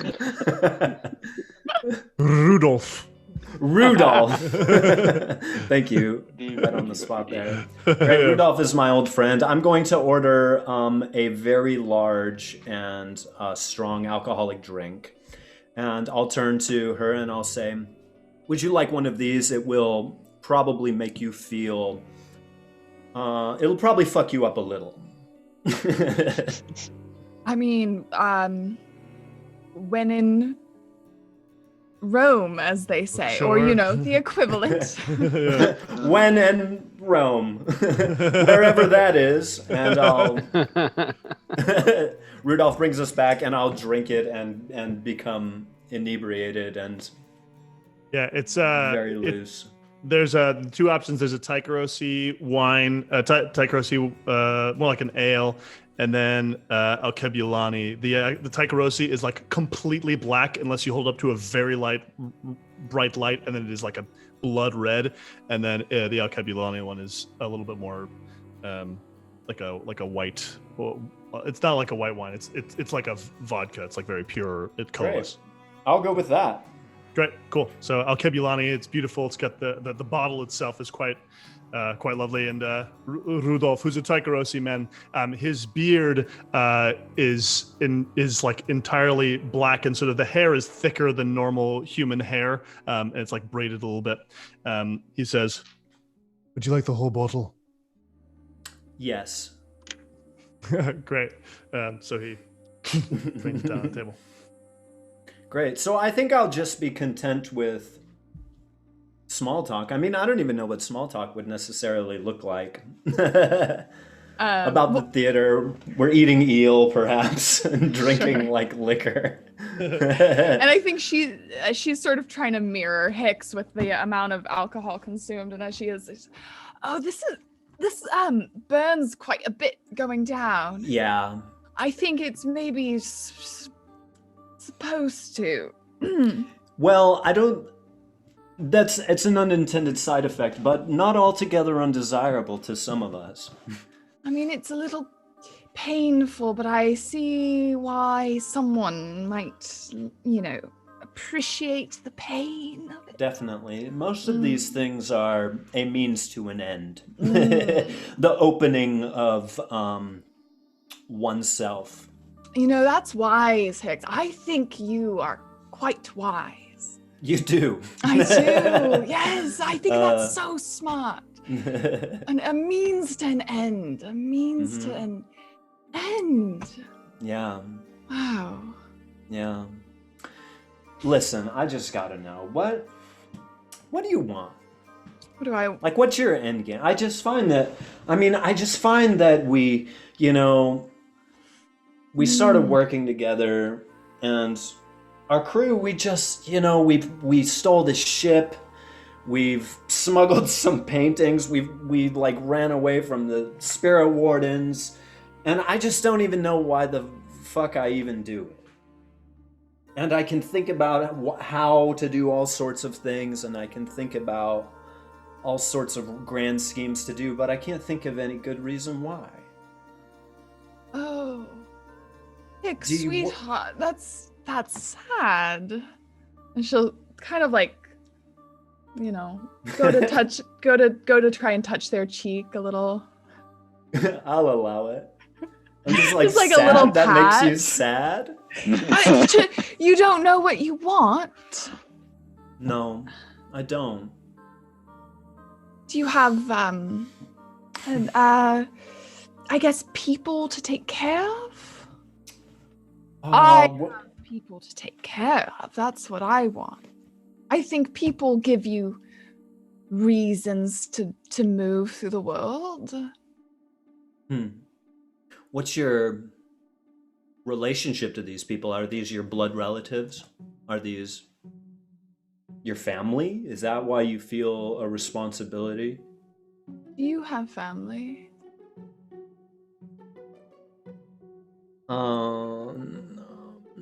Not in the traditional sense, no. Hix! Me neither. Maybe we are alike in this way. Yeah. We can be alike in this way. I like that. Yeah. But you feel like you take care of them. I know I take care of them. Okay. I'm gonna think about that.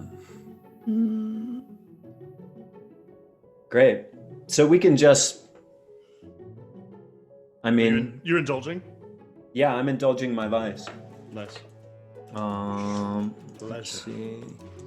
I'm gonna roll 2 dice, and I rolled a 6. And I am going to use my spider skill of functioning vice that I may adjust the dice outcome by 1 or 2. And I, who am at full stress, will clear down to 0 stress. Oh my god. Bravo, sir. Bravo. And I mean, I don't think that you have any stress right now, Kristen, but if you did, then you could do the same. Yeah, if you indulge your vice with Hix, you can adjust the value of it. So that's everybody very should cool. party with Hix. So. At some point, she sort of starts swaying and then gets up and sort of starts dancing. Great, yeah.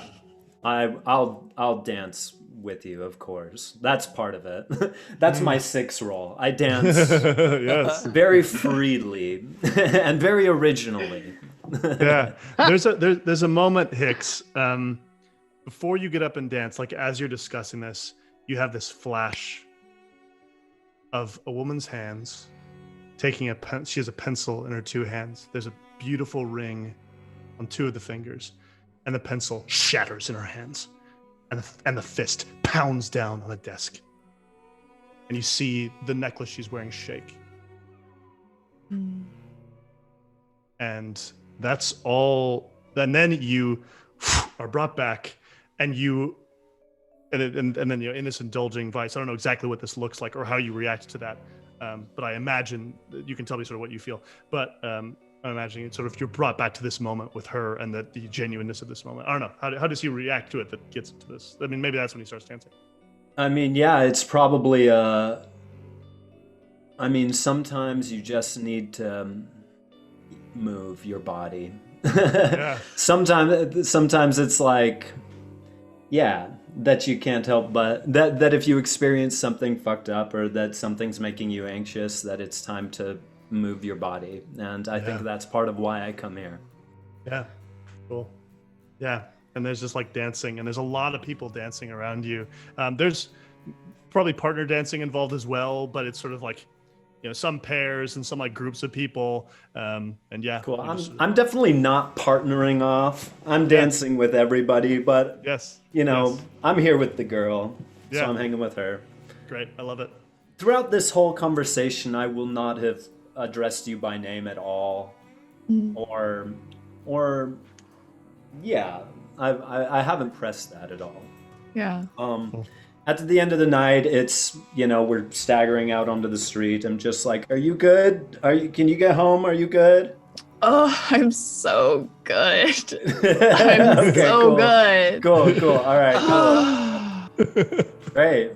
All right, well, see you later. Thank you so much. I'll give her a nice hug and then bid her amazing. Goodbye. And as you turn to look back, she's just disappeared into the darkness as she's wont to do. Cool. But maybe a little clumsier than, so maybe like a roof tile falls off or something. Cool. And someone goes, woo! Definitely. A light flicks on and off, or a candle flickers on and off. Amazing. Yeah. Are we at the moment of the 3 days earlier flashback from the beginning of this session? I think We've caught up. Probably. With me trying my like desperate attempt to always end on a cliffhanger for some reason. So Aldo, maybe we take this back a little bit. Maybe instead of this hound coming to you at the Queen's Magnolia, it comes to you at the Orca's Tooth, and you're with Bram. Sure, absolutely. If you're interested in that, yeah. Maybe like he's down there still working on something. Maybe he's fallen back asleep. You're up on the top of the Orca's Tooth. It is pouring rain. You've got like a little bit of like there's a small canopy area, and this dog comes up to you from the Railjacks. This dog named Scrip, who is an Irish Dagger Isles wolfhound. And has this note on its neck and a reminder of what that note said. It's written in a very quick hand. It's similar to, you recognize it as the handwriting of Pike Renfor, who sent you some letters early on in your work. The letter says, where is this? There's so many things. Yes. It says, we need your people's help as soon as you can get here. Our meeting didn't go as planned. We need 2 bodies moved without being seen. One's alive, one's dead. And I will go downstairs immediately. Open it up. Bram, maybe you've been sleeping for like 10 minutes. Yeah. Bram, get up. What is it? I hand him the note. Renfort. All right, let's go. Should we get the others? I'll be returning to the Orca's Tooth from probably just leaving this dinner. Yeah.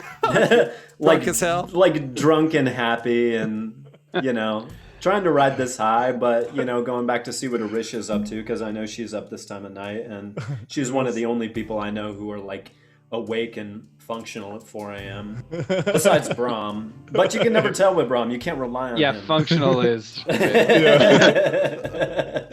He's sort of low functionality all the time. Yeah. Yeah. So I'm gonna like show up. I'll be like, "Oh, hey guys, you two are here." And I'll hand them the letter directly and say, we have to go. Are you drunk? We have to go. We have to go to move these bodies. Yes, I mean we have to help them right now. Oh, fuck. Why did they get in contact with us? They need They're something our moved. associates. You're right. There are associates. I mean, I'm not really doing anything else right now. I'm kind of riding this high. I'm gonna be pulling my little like trance powder vial out of my pocket. And, Maybe.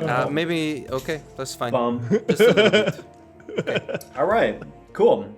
Where's Varric?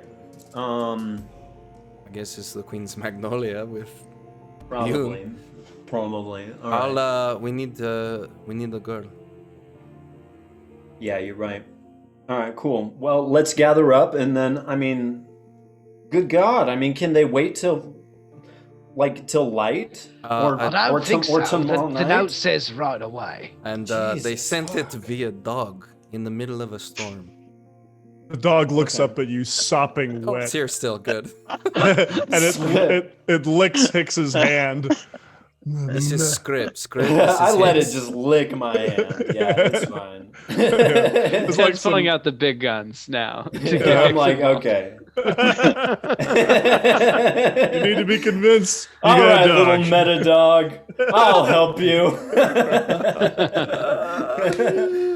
Great. All right. I'll go get Varric if you can get the girl. Should we meet at back here or take Yeah. the rough penny?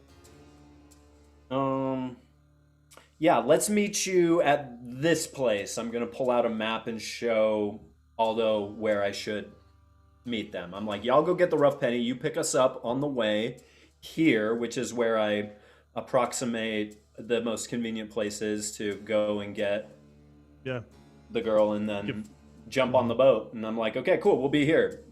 Great.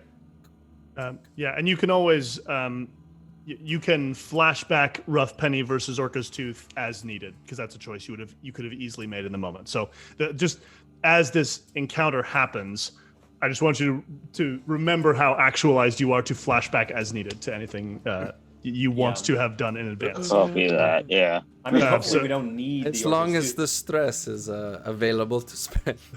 Yeah. Yes. Oh, I've got it. Yeah, seriously. You're clean as a whistle. Yeah. Wait, so the Orca's Tooth is not discreet. That's why we haven't been using it. Is that correct? I mean, I feel like that's the reason. When right? it's at You dock, can manage it. Go ahead. Sorry. well, my understanding is that when it's at the dock, it's like pretty well hidden or disguised. That is Certainly discreet. is. But if we're taking it through the canals, people It's are a going to be big- like, why the fuck is there a harpoon boat? Yeah. Basically, if it's on the large channels, it's much less of a deal. You also, I mean, this is a bit of a stretch, but you do have a fishing license, and you could potentially declare it as like military, like surplus. I mean, it's a little bit wild. Not military surplus, but like Leviathan. Like I like, think Varric could sell that. And if he can't, I've got a bunch of lies. Braun has Special other license. methods. So perhaps you pick us up at this spot. You take the boat now and get the girl, and we'll meet you here. Let's go. I'll pick you up in a Panzer. we also Let's go. we have the speedboats on the Orca's Tooth as well, right? There are two Yep. smaller Yeah. detachable ones. Yeah. Yep. Yeah, they're Thanks. basically the equivalent of the Rough Penny, but they mean that the named Leviathan hunters also have a ship, or a small ship if they need it. So yeah, you could take those off of the Orca's Tooth and go down the small canals, and they would not be conspicuous by any means. They'd be a little bit higher quality than like most crappy boats, but there are plenty of canals in which that wouldn't even be any sort of big deal. Great. Great. Yeah. Let's roll. I'll arrive at the Queen's Magnolia, and just kind of walk straight upstairs. I don't know what it's like at this time of night, who's in the front or whatnot. Yeah, they try to run like a pretty long shift, and like around 5:30 a.m. is when like no new people are coming in. But you get in there, and Madame Belorma sees you and says, "You're looking for the young prince. Yes, indeed I am looking for the young prince. Okay, he's up there with Oyun. Do you want me to make sure they're decent? I don't want to offend your sensibilities. He's like blushing, like I didn't even. Yes, please. She goes up there, knocks on the door quietly like 3 times, no response. Puts in the key, walks in. What's the situation, Varric? So there are feathers everywhere. The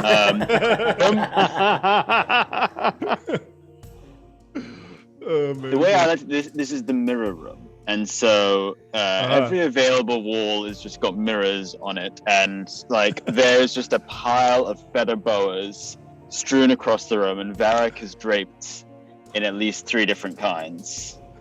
Anything else? Varric? Just kind of nothing else. Just the feather boas, but he's curled up at the foot of the bed, and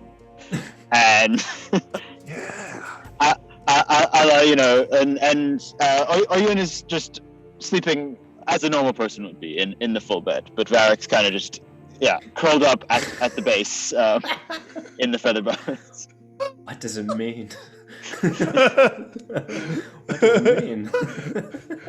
Madame Belorma comes up to you and like puts her fingers under your chin, lifts up your chin, and says, "I believe you're being called for work." And I don't know. Yes.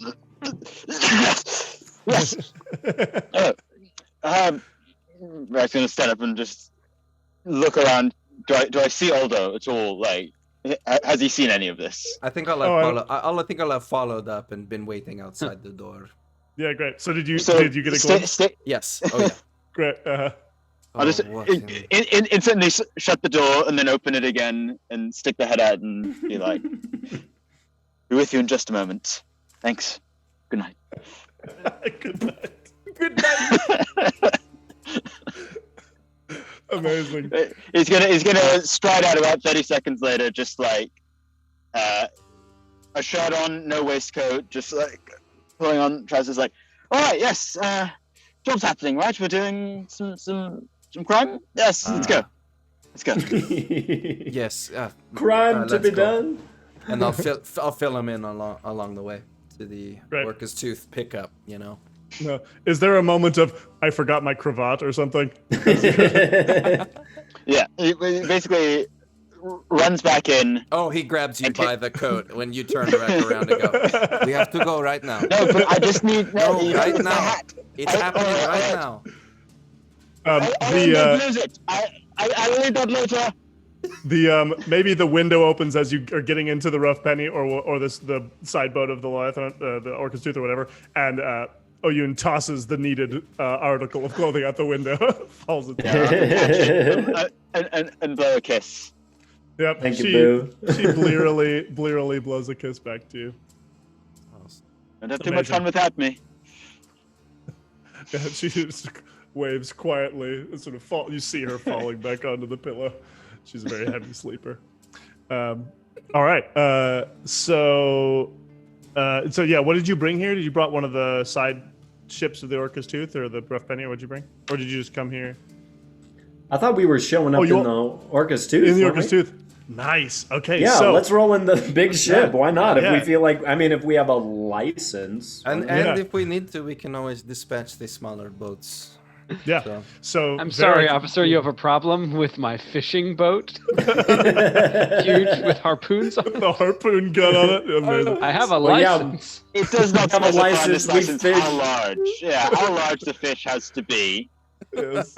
So Varric, you step out from under the Queen's Idol. Your eyes are bleary. You're sort of wiping them. You're like lifting your leg to like get into the rough penny, and you look up, and the Orca's Tooth is making its first sail, like official criminal sail. It rises about 10 feet out of the water. It's this steel ship. It's lit up a little bit. It's pretty beautiful. I assume the Leviathan hunters are with you. And the big fog. They're driving. Yeah. I'm standing on the deck looking regal. I have this to be done. You have a spyglass? They're running the thing. Yeah. Yeah, you come down the ladder, Varric and Orisha and the other maimed Leviathan hunters, all with their missing limbs and eyes and fingers, look at you and she says, "Sleep well, dear?" Wonderfully. Sleeping like a baby. Well, we have about a half hour. You could maybe sleep some more. Oh. Is Thomas there? Tormus is working. He's taking some lightning oil, which is the fuel that the ship uses, and he's sort of changing out the canisters. And like at one point, he needs to move past you, and he just completely, like with this like large canister, shoves you completely out of the way as he moves past. Oh no! You missed. You could have gone around. That's all right. Can you didn't see me. Remind me, is Tormus? I know who he is, but was there a devil's bargain involved that makes him hate him forever? Yes. Yeah. Okay. It was a devil's bargain. Okay. He took his arm to make it an explosive, and now he hates Varric forever. I love that, like, a rocket Jamie raccoon. knows that it's forever, but Varric keeps trying, and that's so funny to me. That's pretty amazing. So, how does the girl get picked up, and what does that interaction look like for her? I'm gonna run through the streets and try to find you, I guess. Yeah, or where would they? Maybe there would be an emergency plan of where they'd pick you up Well, I think I will have gone to William's house, and they've been there before because they helped break out Tom O'Hearn.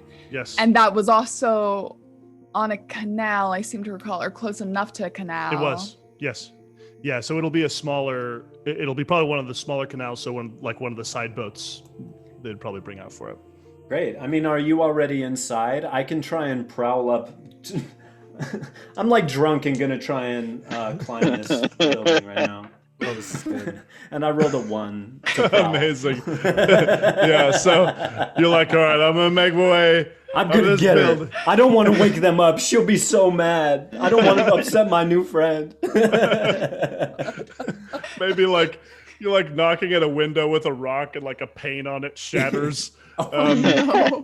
And William, so you're like sleeping on the couch, maybe girl, and William comes in the room and he goes, "Do you hear that? Is something wrong? Is someone coming for us?"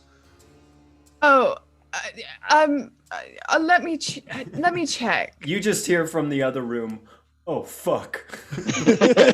Oh, I broke it. God damn it.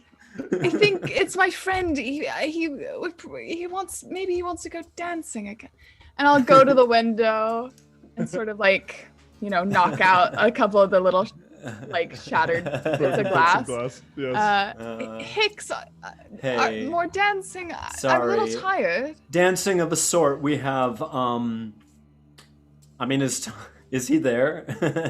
William is. Thank you, William. Yeah, looking out the window as well. I'm like, hello, William.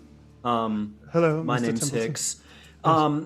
Dancing of a sort. Actually, a little bit of work to do. Oh, work. I'm not in the fittest state. Well, whoever is, really, nothing's ever perfect. Come with me. I have something that might be able to help you out. And instead of going through the door, she's going to sort of, still pretty tipsy, like open the window and like clamber through.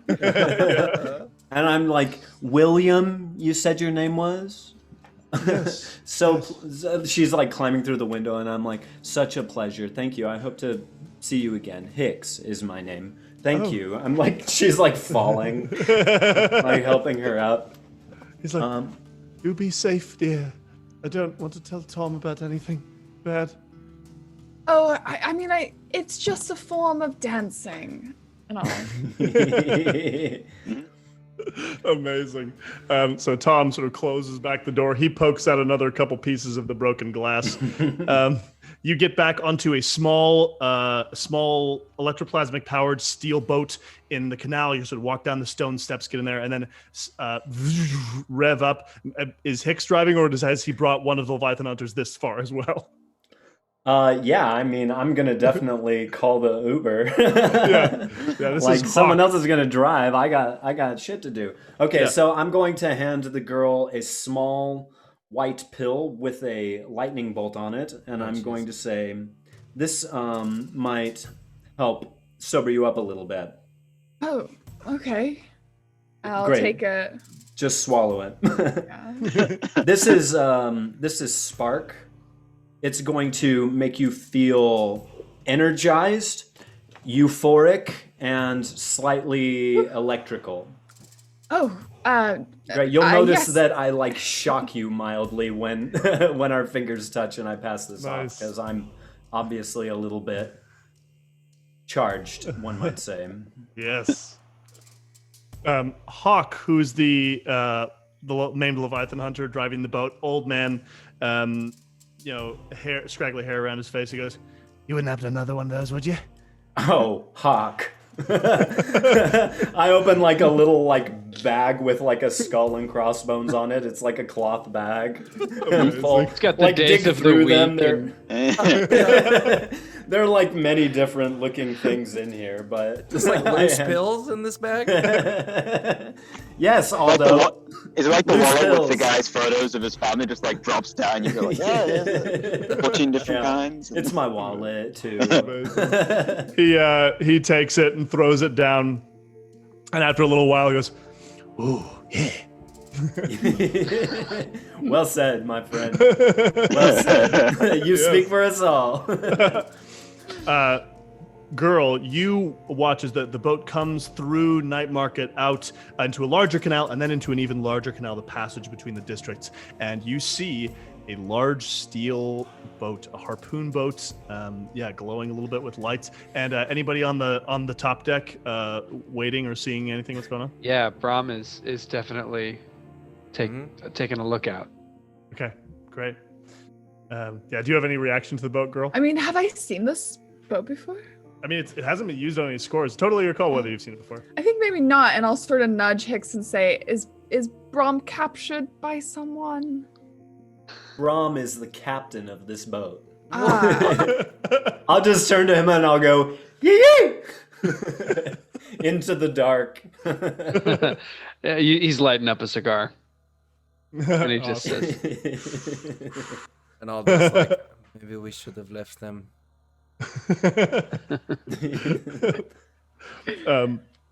Great. So you guys get onto the boat. What is everyone's load? What are you carrying? medium. Heavy. Normal. Yeah. I'll go heavy I mean, for I this. think I'm gonna go heavy. Cool. Always heavy. I mean, I just imagine Hix packing like, I'm gonna need this. I'm gonna need this. We're gonna need this. Yep. Yeah, there's a bunch of gear like that you've stored in the Orca's tooth. So you guys are probably gearing up in the moment, like grabbing some of your weapons. They're looking Awesome. nice. And I'll say normal for mine. Probably Cool, not heavy. great. Yeah. so Yeah, you might two need to normals, talk to someone. 3 heavies. Yeah. Great. Yeah, great. Yeah, all right. Let's roll some fortune. Okay, so you head into. So you remember from our first session, you went to the district of the neighborhood of Underlight, which is the northeast side of Night Market. It is a tenement where most of the Railjacks work. The Railjacks are employees of the Ministry of Preservation, which is the body that manages the train lines and the electroplasmic wall that surrounds the city. They're sort of the tech center of the city, tech and industry combined. So they are shipping food into the city from other places.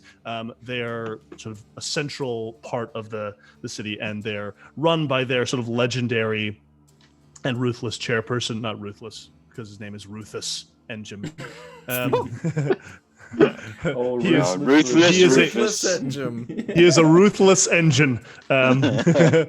So you're aware of this group. You watched a play about Ruthus Enjim's life and how he may have survived some crazy trips out into the Deathlands, and a lot of people think that he might have occult powers. He's sort of you've seen his face plastered on big posters. The Railjacks are friends of yours. They are currently trying to organize a union. You know about this, and you think that's probably what's related to what's happening tonight.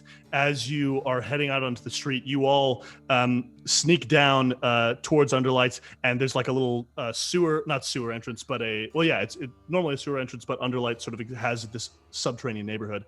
You're heading down, climbing down this garden into an open window into the laboratory, and Varric and Girl, you are stopped by 2 bluecoats. who sort of call from probably 50 feet down the way and say, pardon, could you please stop there? I'll let you do the talking, shall I? What might be the problem? We're just keeping an eye out. You've actually, as you've been heading into the neighborhood, it's been quiet but charged. You've been seeing like people looking down from windows. There are, you notice, a system of what look like PA systems that are sort of mounted on most of the buildings. Like this place is very sort of technologically savvy and advanced. There's some rails overhead where like trains are passing. But you get the sense that there's like you see people running in different directions, like down distant streets. And so the police say, we've just had we've had a robbery this evening. We're just looking for anyone who might know anything about it. Oh dear, a robbery, you say? And I'm nudging Varric. It couldn't have been our place, could it? Oh, I certainly hope not. No, we've been enjoying ourselves at a nightclub. Varric's gonna hold up one end of the feather boa that he's still got draped around his neck and kind of wiggle it around. Yeah, that is bit of a party. Yes. All right, let's roll a consort or whatever. You can give a stress to aid him. Yes, I want to do that. Amazing. Right. I guess it doesn't matter if it's consort or sway. I've got the same in both. I guess sure. Probably seems more like a sway. Because he's not your friend. You're lost. Yeah, you're manipulating him. We were drinking. I mean, you were drinking, and I was one stress. You were wearing a boa. Do you want to push position, or do you want to push into desperate position for greater effect? Sure. Yeah, I'll do that. Okay. Bit XP. Shouldn't have done that. 6. It's okay. Oh my god. The aid that came through on the last one. All right. Amazing. Yeah. One, a 2, and a 6. Great. So you can mark an XP in the associated section for that desperate roll, or if you want to save it till after the session, that's great. Great. So the blue coats say, "Oh, I see. What do you? I'm wondering what you would do to make it desperate." Yeah, I'm not particularly sure how that would have gotten pushed to desperate. I mean, maybe the like give him an address or something, like a specific one. Yeah, just be very specific in the lie, like saying, "Oh no, you sure it wasn't our spot at?" and then give the street number and like such and such place. You know, the building with the green fronds on the outside and the amazing marble pillars. These two blue coats, one of which has run here and looks a little bit like, "Ooh, I really didn't want to have to run tonight." They've got like lanterns, and they're like, "Oh, all right. Well, we'll make sure to follow up on that." And it seems clear that they're not going to follow up on that. So they head off in that direction. You were left to your own devices to head down into the laboratory. And everyone else is meanwhile like poking their heads out, like looking through the window, like strapped. Yeah, it's like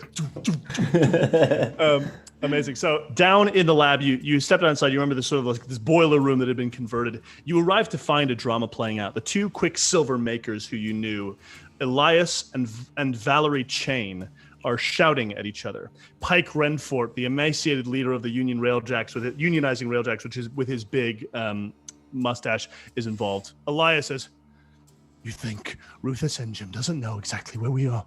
I told you all this union business was a bad idea. Now my grandson is going to get killed for it." And his daughter Valerie interjects. She says, "You know it's a good idea, Dad. You know it. Peter made a mistake. He was terrified. We can fix this." And you see Peter, who's the young, enthusiastic boy who you met during your first interaction, sitting on a bench in the corner, rocking back and forth. His hands are covered in blood. He is, you also see, on the ground next to him is a body. There is a corpse that is wearing extremely fine clothing, and a dark-haired man. You then... the conversation continues. Elias says, "Peter didn't make a mistake. Renfort did, letting him go. It was you." Renfort says, We don't have time, Elias. The smugglers are here. See, they'll make sure Peter is safe. And everyone sort of looks to you as you enter. Hi, we just got here. How's it look on the streets? Asks Renfor. Tense. It's tense on the streets. What's going on? Look, we had a meeting. This chap here, he agreed to meet us. Said he was going to talk to us about how the ministry might be able to help us unionize, and they might be willing to meet some of our demands. Turns out he was luring us into a trap, started threatening us, and then, you know, those weapons that you brought us. Well, and you see Peter has like a big old sword, one of the blue coat swords that you had transported to the Railjacks in previous things. Peter made a move. One of ours was killed on the spot by some of the other ministry folks they had, but we all made it out besides that. And so now we have to get Peter out of here. We got to get his body out of here. Is this why we were stopped out on the street? Do they know the blue coats know that this has happened? They're on the lookout. Renfort sighs, and Elias just like swears under his breath, spits on the ground and says, well, you see, they let some of the ministry folk get away. They've obviously alerted everyone. They've alerted their boss. They've alerted Ruthus Enjim. Everybody knows what's happening. They're going to be watching for us, but we need this to happen right now. If that's what you think is going to work. Pike. What do you think? What's your professional opinion? Well, I'd say we certainly can move some things, but what are you expecting that we're going to do with your boy here? Peter, is that your name? Yeah, it's Peter. Cool. I'm really sorry. I'm really sorry, everyone. I didn't mean to do it. I just. He was talking about you, Granddad. He was talking about how you're going to be out of work. You were not going to have a chance to have medicine, and he said you were going to die, and it just made me so angry. Oh, sweetie, and Girl will sort of transform into her Susan character, but it's not played for jokes, and she's gonna go over and sort of try and rub his shoulders and like, darling, shush, it's okay. Goodness gracious, it's okay. Like trying to comfort. Yeah, I love it. Roll a consort. Oh, You have any dice? If you don't have the dice, you roll 2 dice and take the lower number. Okay. We roll in this game? Occasionally. 3? Okay, so that's a failure. Peter looks at you, and you realize it has nothing to do with your efforts, which are really quite kind and successful. This kid's eyes are just wide. This dude just murdered someone, and he's 18 years old, and he's never done anything like this before. He is fragile right now. Well, I'll say I do believe it's easier to get rid of a dead body as opposed to our friend Peter over here, because we have to know where we're taking Peter. I imagine this fellow is going to nudge the body on the floor with his foot. Doesn't really matter where he ends up, right? I know someone who could take him. Yes, all right, see? Half the problem dealt with already, essentially. Look, Pike turns to you, runs his fingers through his mustache. He goes, "Look, I know that you are business folk. We have, from this quicksilver that we've been selling, we've made about 4 coin. We can give you all that for this job. I don't know where Peter can go. I mean, we could rack our brains. I'm not sure, but and obviously getting him out of the city tonight, I think everyone's going to be watching the ways out. If there's somewhere you could keep him for a few days, and then we can get him out, I don't know." I've got an idea.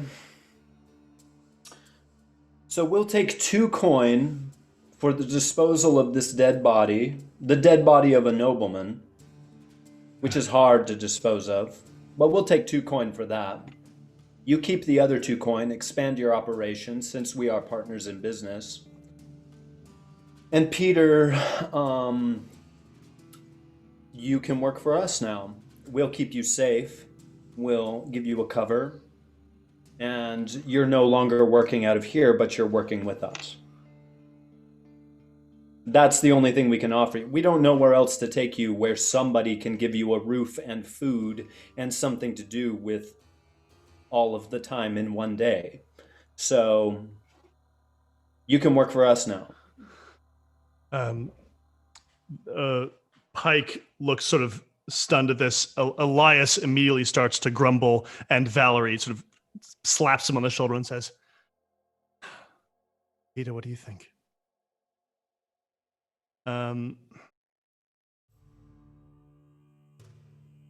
Peter looks up at you and goes, what kind of work would you want me doing for you?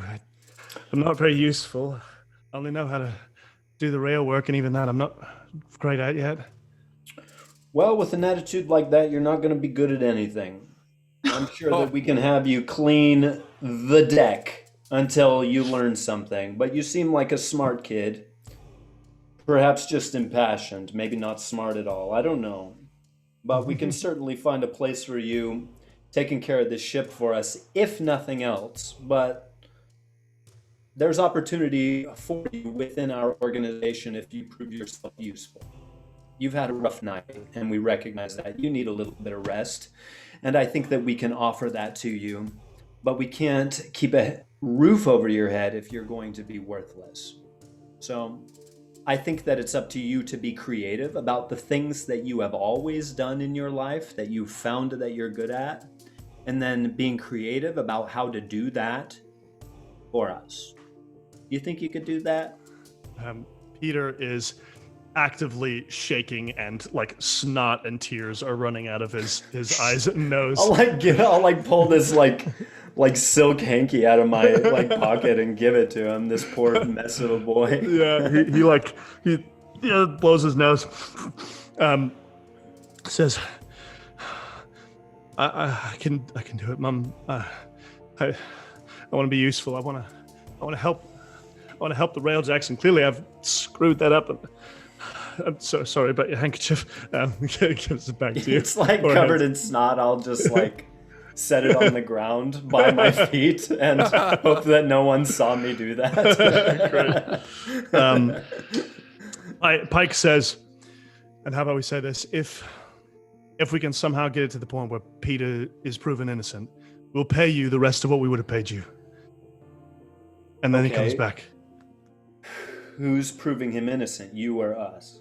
No, that's not your job. If it ever happens, we just want to make sure we can have him back. Sure. I mean, we're not owning the person. We're giving him a place to stay. Good God, we're doing you a favor. We're not crazy. We should probably let go of the gun if we want to prove him innocent as well. Gingerly take the gun out of his hand. Yeah. Yes. Yeah. So Elias looks up at the street outside and says, I don't think we have much time to discuss anything else. If we're going, I think we go now. Great. So, all right. So there are some possible ways out of the district. There are basically 3 physical levels. You can go at the street level. You can try to go at the sewer level, which is going to be longer and a bit more confusing, but maybe a little bit stealthier. Or you get on the roofs. And there are the rails up there where trains are actively passing sometimes. You don't have to make that decision now, but those are you are aware that those are some of the ways out. The Orca's Tooth is in the canal, sort of adjacent to here. It's a bit of a walk out of here, but you could probably make it. So, go up to the trains, throw the dead body off of the train at some point, get off at another station. We're scot-free. Easy. Well, I don't think we want the body being found, if we can avoid it. We can, I know. Met him, Varric. He can take care of the body. Oh, yes, your compatriot. Good. Yes. Good. Yes. And all we have to do is dispose of the bodies, right? Just the one body, and yes, all you have to do is make sure that they can't find it, that they can't use it against us. Yeah, that's all right. I'll start taking the clothes off the body and putting them on. Okay. Is there any chance I recognize anything about this person in his fine clothes? Yeah, you flip him over. His face is pretty pale. He's got a mustache and chops. He looks like, you look at his clothes, he looks like a Charter Hall University graduate who came from a passable family. Someone who, to every other member of the crew, would be very much in the upper echelons of society, and to you is a bit embarrassing. Ooh. It's kind of a nobody. New money. Rolling back over. Yeah. As Bram is putting the clothes on, If I'm being honest, one more body on the bottom of the River Dusk isn't going to be noticed very much. Probably true. I'll know a trick. Oh, are we? and then I say, How many bullets have we got? Oh, well, I'm gonna like pull my pocket inside out and there are like balls like bouncing on the stone floor and I'm like, oh shit, oh fuck. I have like a lot. yeah, okay. With the heavy load, I'll say that I've got quite a bit as well. Yeah, and also the Railjacks, that you shipped, you gave them a bunch of weapons and stuff, and so they're willing to give you some bullets as well. To sink the body? Yeah, exactly. Bram says we need a fire. Aldo, can you help us with that? So are we sure about this? It's a waste of... I mean, it's... Yeah, Your I can help friend you. would be quite happy to take this fellow off us, right? What's he going to do, eat him? Aldo, do you have a use for this? I mean, you can field dress him if you wish. No, it's not like that. He can... I mean, he's not going to eat it, of course. He deals in corpses. He could maybe make a deal with him. All right. It might be worth a coin, perhaps. I don't know. Is it someone that you trust to not sell us out? Yes. All right. I think the important thing is we get the body out of here as quickly as possible. Mm-hmm. Agree. And what are you? We can maybe be saying all this while we're like carrying it. Is the body going naked? Oh yeah. Are you Yeah. storing yeah. anything? Okay. All right, great. We'll wrap it in some top or just carry. Yeah, once we get on the ship, wrap it Okay. in something. Yeah. Grab the scarf off of Varric and just cover the important parts. drape it over the Yeah. So a body dressed in a feather boa. Who's carrying it? Are the Leviathan hunters with you, or are you carrying things? I mean, Tormus should. I mean, whoever is interested in carrying this naked body, I think we'll give anyone a shot.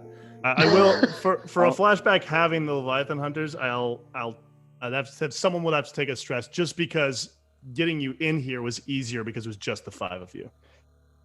Oh, I'll take a stress. Cool. I'd love it. But yeah. I love stress. Yeah. Tormus is there, and Arisha is there. So. Great. Yep. They haul the body. I'll take a stress just because it's funny, like I take stress because I don't want to carry things. Whereas if I would have just carried the body, would I have taken the stress? Yes. Oh well. Amazing. I'm Yeah. assuming that we'll probably run into someone out on the river. So Bram is going to start getting ready. The harpoon, make sure the harpoon gun is loaded. Any other, I mean, I'll defer to those who are better with stealth type stuff, to know how to. Well, is our first step getting out of, we need to go either via the sewers, Out of the neighborhood. Yeah. right? Because we're not to the boat yet. So Great. We have gotta the harpoon. So we'd have to make a prowl roll. Get you out of the neighborhood. Could I get to the roof and actually do a survey roll first and just sort of see if I can assess, Yes. what the patrols are doing and if there's a better way out? Yes. Okay. So I'll watch you, girl, going out of the room to do that, and I'll be like, oh, hold on, and I'll dig in my coat and produce a map of this building and the surrounding buildings that I drew, so that I can aid you. Very helpful. 5. Great. Success. Yeah, you get up on top of the roof, and as you reach the top, you sort of clamber like up the pipes on the side. You hear this big from the sound system. It's like this shorting out noise of this like what am I? It's feedback. The feedback through these speakers is like to life, and you then hear a siren begin across the neighborhood of Underlight. You see around you through the neighborhoods there are numerous lights of lanterns of numerous patrols that are passing through this neighborhood. You see what could be a possible way out, sort of through the patrols, but it's in movement as you're doing it right now. So I can draw some of them off. Perhaps I'll set off a bomb, and draw some in this direction. Perhaps. Seems good. Don't think we have time. I think Aldo's gonna take off down an alley. Go for it. Yeah. Do so. Let it rip. Amazing. Yeah. Let's make the tinker. So yeah, you're running down the alleyway. I'll go with Aldo. Okay. Great. And I will set it up. Ideally, I can trigger this at an opportune time. Yeah, great. I have a 6. Okay, that's awesome. Yeah, so you also, as you're leaping up, you hear some grunting as another person comes behind you. It is Elias, the Peter's grandfather, who says, "I'm not letting you do this alone." And he like fits on this electrical glove that's a railjack thing, and it like sparks to electric life. So he's coming along with you. Yeah, how do you go about setting the explosive? I think we get far enough away to make it effective in the opposite direction that we go. It's a charge essentially with a fairly long. I mean, I'm basically running a like a line that's going to be attached to a device that will send a charge down the line and detonate this. A plunger? Amazing. Essentially, yes. And I twirl my mustache. Perfect. Yeah, great. So this goes. Are you guys is the other half of the group or the other part of the group moving as this is happening? I would say yes. That we're trying to not just. Yeah, we're moving the Orca's tooth. Like we're trying to get out. It's the three of us: Arisha, Thomas, Peter, and the body. And the corpse. Yeah. Yes. Yep. So well, and Hawk is on board. I mean, I feel like sending Hawk to. It's funny. I imagine Hawk from Twin Peaks. I hope it is him. He's great. I hope it is that Hawk. But Hawk goes. Yeah. I mean, I feel like we'd send Hawk out on a boat to pick up our homies. To pick up Aldo and Aldo and Bram and Elias, just so that we don't leave them. Yeah, do we have to do a prowl roll to get to the Orca's tooth? Yes. Yeah. Someone could lead that and aid that. So if someone leads it, everyone has to roll. Oh. Yeah, okay. I can lead the group action. Okay. So everyone rolls. So Hix and Girl also roll, and any failures give you a stress, Varric. Okay, and we're all rolling our own prowl dots, right? Yes. Yep. Your own prowl dots. I rolled a 5. Great. 6. Okay, great. So no failures on that. How did you do, Varric? 2 3s. So. Oh no. I just take the 1 stress, but we succeed, right? Based on the 6. Let me check. I think the person who leads indicates success or failure. I thought it was just the highest. Oh, it may be the highest. I think you're probably right. Yeah, that's probably what it is. Let me check really quickly. Yeah, that would be pretty mean if it's like everyone else did fine and you screwed it up. And you sucked it up. Yeah, that's pretty rough. I'm leading. Immediately trips over his own feet. Yeah. Yes. Follow me. Okay. All right. I also rolled for the Leviathan. That's another failure, so you take another stress. But it still succeeds.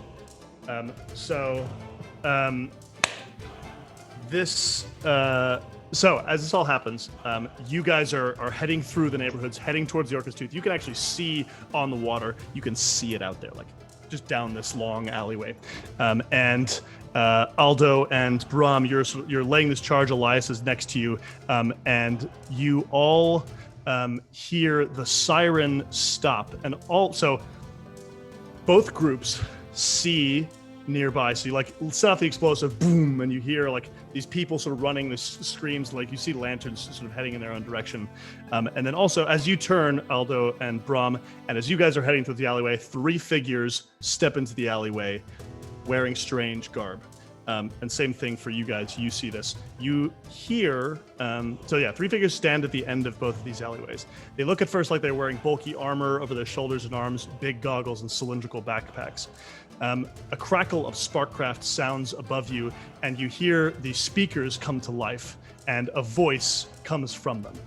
It says, "I've been amused by your antics thus far, gentlemen and miss. I hear you've moved dangerous criminals in and out of Duskfall, supplied the Crow's War, stole the Foghound's harpoon ship. It's all very impressive if it's true." And then the figures turn on their gear.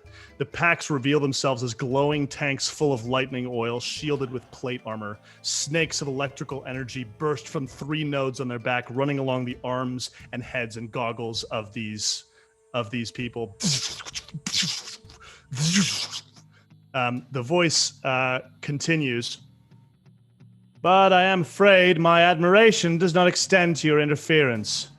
My work is not the bumbling of short-sighted police, nor the desperate flailings of gangs trying to leave their marks before the contents of their skulls are sprayed over the pavement. You see, I and my property are what stands between the city and its doom." You see, those of you who are looking out at the canal, you see a large boat. It is at some distance from the Orca's Tooth, but it has, you see a light, and you see on its deck, bathed in this harsh light, is the silhouette of a white-haired man holding something. His voice is amplified through the speakers. It is hard to tell from here, but the white mane and the long black cloak suggest that this may be Ruthus Enjim. He continues and says, "Surrender the boy and the body to me, and you will all walk away intact." Now, this is specifically around the 2 of us, Aldo and Bram.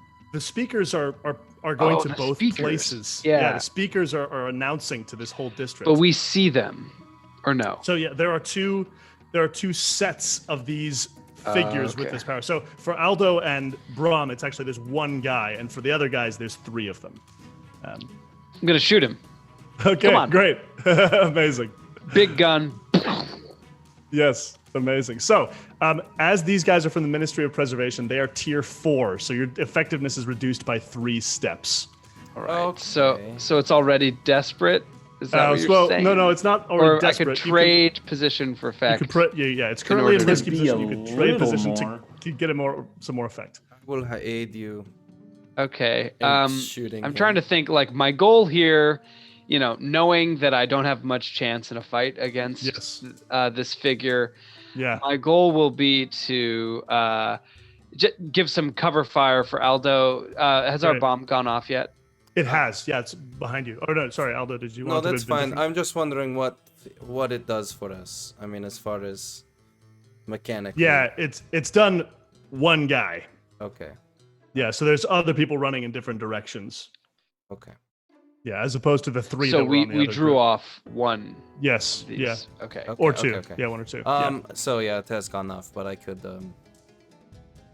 prepare something. Yeah, I mean, if there's some smoke or something, I'll just try and give us some cover fire so that we can get, hidden as much as possible. Presumably, it's pretty dark, so that's good. It is. For us. Yeah. Yeah. Mhm. Yep. Okay. This probably is a hunt, right? Yes, it is likely a hunt. Yeah. All right. It's a So distant. I'm gonna push Great. for 2 stress. Okay. And you can push to give yourself a die, and you can also push to increase effect. Oh, but I can't do both. Can't do both. No. I want to. So I'm trading position for effect. Great. Yes. Does that mean So I can't push for effect as well? You can do both. All right, so I'll do both. So you can increase effectiveness by 2 levels. Yeah. And Yep. Is there a way I can aid as well to give him a die? On Is the it- fight is it- action? Or? Yeah, is it pushing yourself and aiding that are mutually exclusive, or is it No, pushing it's yourself and devil's pushing and bargains? devil's bargains. Great. Boom. Aid. Do it. All right, I'll need it. I'll say, shoot him in a place where it does not feel good. Sorry, I got nothing. All right, nothing. it's a 4. Okay, great. Yeah, that's So awesome. almost trembling, I kind of lean back and this gunshot goes off, Yep. and then I say, "Go into the mist or into the smoke." Yeah, so this like huge. I mean, these pistols. Brahm's pistols, for some reason, are always like 3 times the size of normal Yeah, pistols. They're just yes, like this he's Clint Eastwood. huge old. This thing like lets out this crack, this clear crack through the night. It strikes the shoulder of the guy, and you see like sparks dance out of the wiring. In the meantime, this guy reaches up his hand and like sparks, and then he reaches down and like smacks this pipe on the side of the building, which runs along the street. Both you and Aldo are caught with an electrical blast and take level 2 harm. What? like Resist ele- this Gonna bullshit. resist it. Yeah, great. All right. What's the category? This would be probably prowess, I guess. You're resisting electrical attack. Okay. 6 minus the highest number, stress. 5. Nice. So 1. That's great. All right, and I roll the number of dots in Yep. Number prowess. of dots in prowess. Yep. Okay. All right, 6. Great. So 0 stress, but given the nature of this guy, that is just reduced down 1 level to level 1 harm from level 2. Oh. So, yeah. So this is now, shocked. That's kind of a boring. It's an electrical blast that we got caught in. Yeah. So like, Okay. he's taking advantage of the construction of these buildings. Yeah, it's almost the same wound that I got that I just healed. Dang You're it. gonna need some more ointment. I'm afraid I didn't bring any. Yep. So Elias runs forward and he says, my grandson is not your property. And he runs forward towards this figure and says, get the hell out of here, you two. He No, runs old forward. man, don't go. Your Roll a life has command. value. Roll a command if you're going to get him to not go. I will. Not Great, to hog all the yes. rolling. Roll. Baby, roll on. Now, and I'm gonna try and sound as scary as possible. Oh, yeah. almost Terrifying. like a yeah, if you barking can. dog. I mean, he's a frightened target. Maybe not of you, but Yeah, so I get an extra die. yes. All right, so that gives me 3. Okay. Roll a 5. Okay. Yeah, Elias, he's about to run forward. You know, he's got his own, like, very small compared to this guy, electrical gauntlet. And he's, like, sort of pulled back by your call. And in that moment, this guy lets out another charge of electrical energy, which strikes Elias in the right arm. He, like, calls out in pain, but, like, is alive, staggers back in your direction. And Yeah, you both I'm start like to run. grabbing him Yeah. and dragging him with us, and I Yes. say, Your grandson doesn't want you dead. Right. And he says, we might just all die here anyway. So, all right, back to Varric, Hix, Girl, Orisha, Tormus, Body, and Peter. What are you guys doing? There's 3 of these guys standing at the end of the lane. You have other ways out of this alleyway. You could try to outrun them. You could get up on the roof. There's all sorts of things you can do. Like, you're not just trapped in an alleyway with them. So, I'm just gonna see that these big old dudes with their big old lightning and armor, and I'm gonna go nope, and I'm gonna turn and begin running out of there, and expect that everyone else has sense enough to take care of themselves, because we're getting out of here. Right. And I'm going this way. Y'all can follow if you want. great. Yeah, let's probably run a prowl on that, I think, unless you want to do those. What do you do, Varric? I would like to turn to Arusha and Thomas and say, tell them to split off from like whatever direction we run. You two take the body and go somewhere else. They're more likely to follow us. Great. Cool. And they look at you sort of uncertain, with uncertainty, but they're ready to do that. What you have just asked. I can roll a command if that helps. Yeah, roll a command. Yeah, let's see. Let's see. I know Thomas. 4. There's a 4. Okay, great. Arisha says, "Of course," and Thomas says, "Fuck that." And he's holding the body over his shoulder. He's like, "I'm going with you. You've got the firepower." Meanwhile, with that 4 as well, and this is also a function of higher tier enemies, which is that they get to do things before you do things. All 3 of these guys and slam down onto the street. And like electrical charges just like leap towards you through the piping and stuff inside the city itself, and you realize these streets may have they have some like trolley lines in them, and so that's like where the electrical current is flowing through towards you all, and electrical energy pours through all of you. All of you take level 2 harm unless you do stuff. Yes. Can I just say, I think I have reflexes, power. So I think I get to do something first. Is that okay? Please. That's absolutely fine. Yes, so absolutely. I like see them about to do this, but my mind is so sharp, y'all. Yes. Of course. Hopped up on it or whatever. That's right. Spark, baby. Hopped up on Spark. Spark. Oh, you're feeling good. Yes. Yeah. Oh yeah, I am. You're feeling weird. yeah. Feeling full of Understood. electricity to begin with. Yes. I would like, and this might slow me down, but I would Sure. like to pull out my fine shadow cloak that I have brought with me in a fit of genius as I was exiting William's house, and Yes. Wrap it around Peter and try and pull him up to the roof and say, Ooh. they never expect you to go up, and then try and start climbing. if at all Absolutely. possible. Yeah. Cool. Yeah. Let's make that as a prowl. Yeah. Just basic or a command if you want to like make sure that he's, amenable to it. Your call. Would I need to roll both or just one? No, just the one you want to roll. Yeah, I'll it's just a roll choice prowl. of what action. Yeah. Great. Right. Yeah. You can push yourself if you'd like. Give yourself I another will die. push myself. Thank you. You could also make GM. yourself desperate to increase effect. I might also, I could also aid you that perhaps the joy of camaraderie from earlier is coursing through your heart, if you want. But, you've been wanting to stress yourself out, so go for it. I will push myself. Yeah, okay. 5. Okay. Great. Yeah. So what is it that you're putting on him? I'm sorry, I missed that part of your sentence. It is my fine shadow cloak, which is in my Ooh, equipment. Yeah. Nice. So I get this. a fine one. Yeah, this cloak gets thrown over Peter's shoulders. He's looking at you in confusion. He's got his pistol. He was like about ready to get in another fight, but he gets dragged up with you, and you just start up the side of this tenement building, like grabbing onto things and like sort of pulling him through the sections that are hard for him. And he's like, "I've never done this before. This is really, really high." So you guys are headed up there, and you see one of the.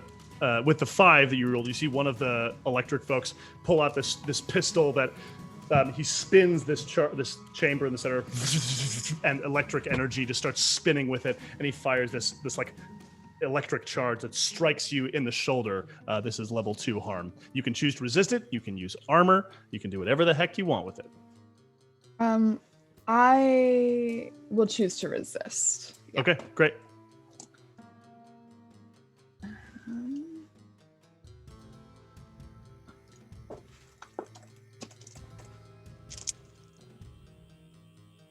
Uh, 5? Okay, great. So you only take 1 stress. Okay. Yeah, that's great. So these, so the bullet, how do you resist it? How do you resist being shot with it? I think I'm still hopped up on whatever Hix gave me. So I'm just feeling, jittery and I see it coming at me, and I slip inside a windowsill. Great. And it whizzes past my hair, and I smell the burn of my hair.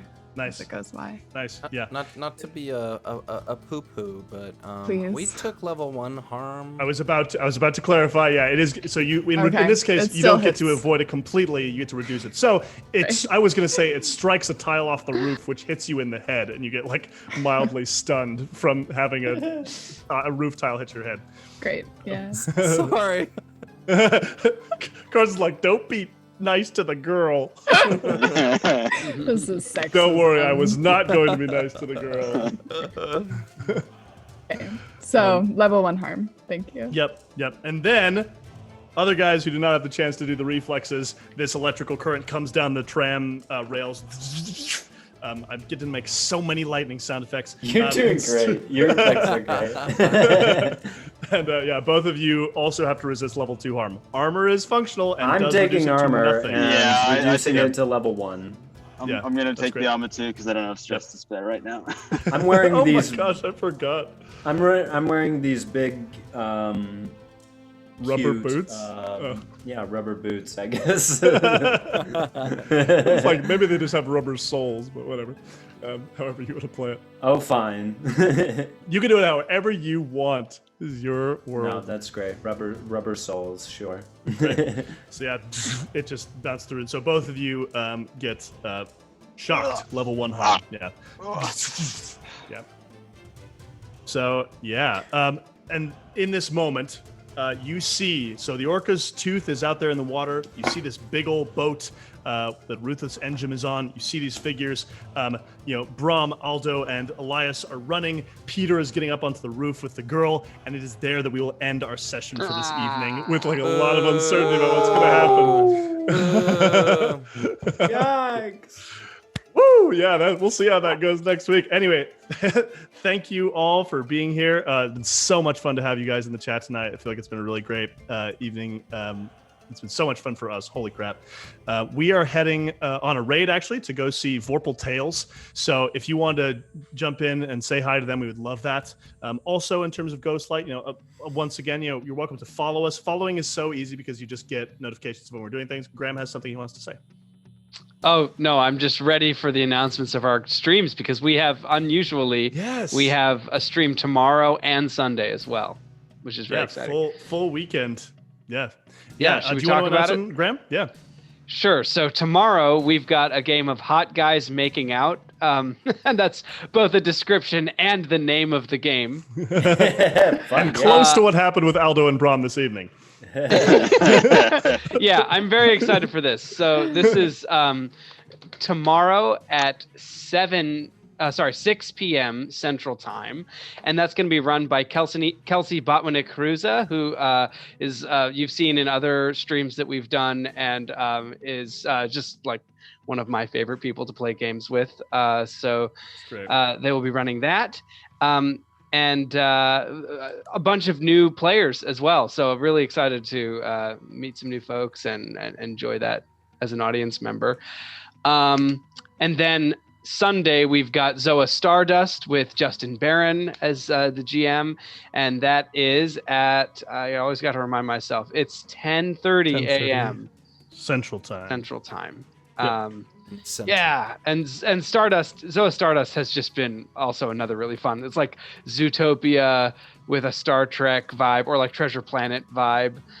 Very great. Cool game. The characters in that are also like extremely fun to watch. Oh yeah, so charismatic. Yeah. So those are our games this weekend, and then I believe we'll have some more of the Green Room on Tuesday, which is at 8:30 Central Time, 8:30 p.m. on Tuesday. Right, yeah, and that yes. Ben's going to be on. I'm really excited to see Justin and Ben chat. Yeah, it'd be cool to meet Justin, have a conversation with Justin. Two friends from very different parts of my life, so it's pretty awesome. The Green Room is so fun. I'm excited to hear what the discussions about Hix and stuff. So much to talk about. Yes. Cool. So that's what we've got for our upcoming week, and then of course we'll be back on Friday. Yes, we'll be back. Next week will be our kind of halfway points. Yeah. Oh my God. Yeah. So this score is might be part of our mid-season finale. Yeah. Cool. Not that there will be a break at that point, but yeah. Anyway, yeah, thanks so much, everybody, for being here. It's such a fun night, and we'll see you next week on The Contraband. Bye-bye. Bye-bye. Nice.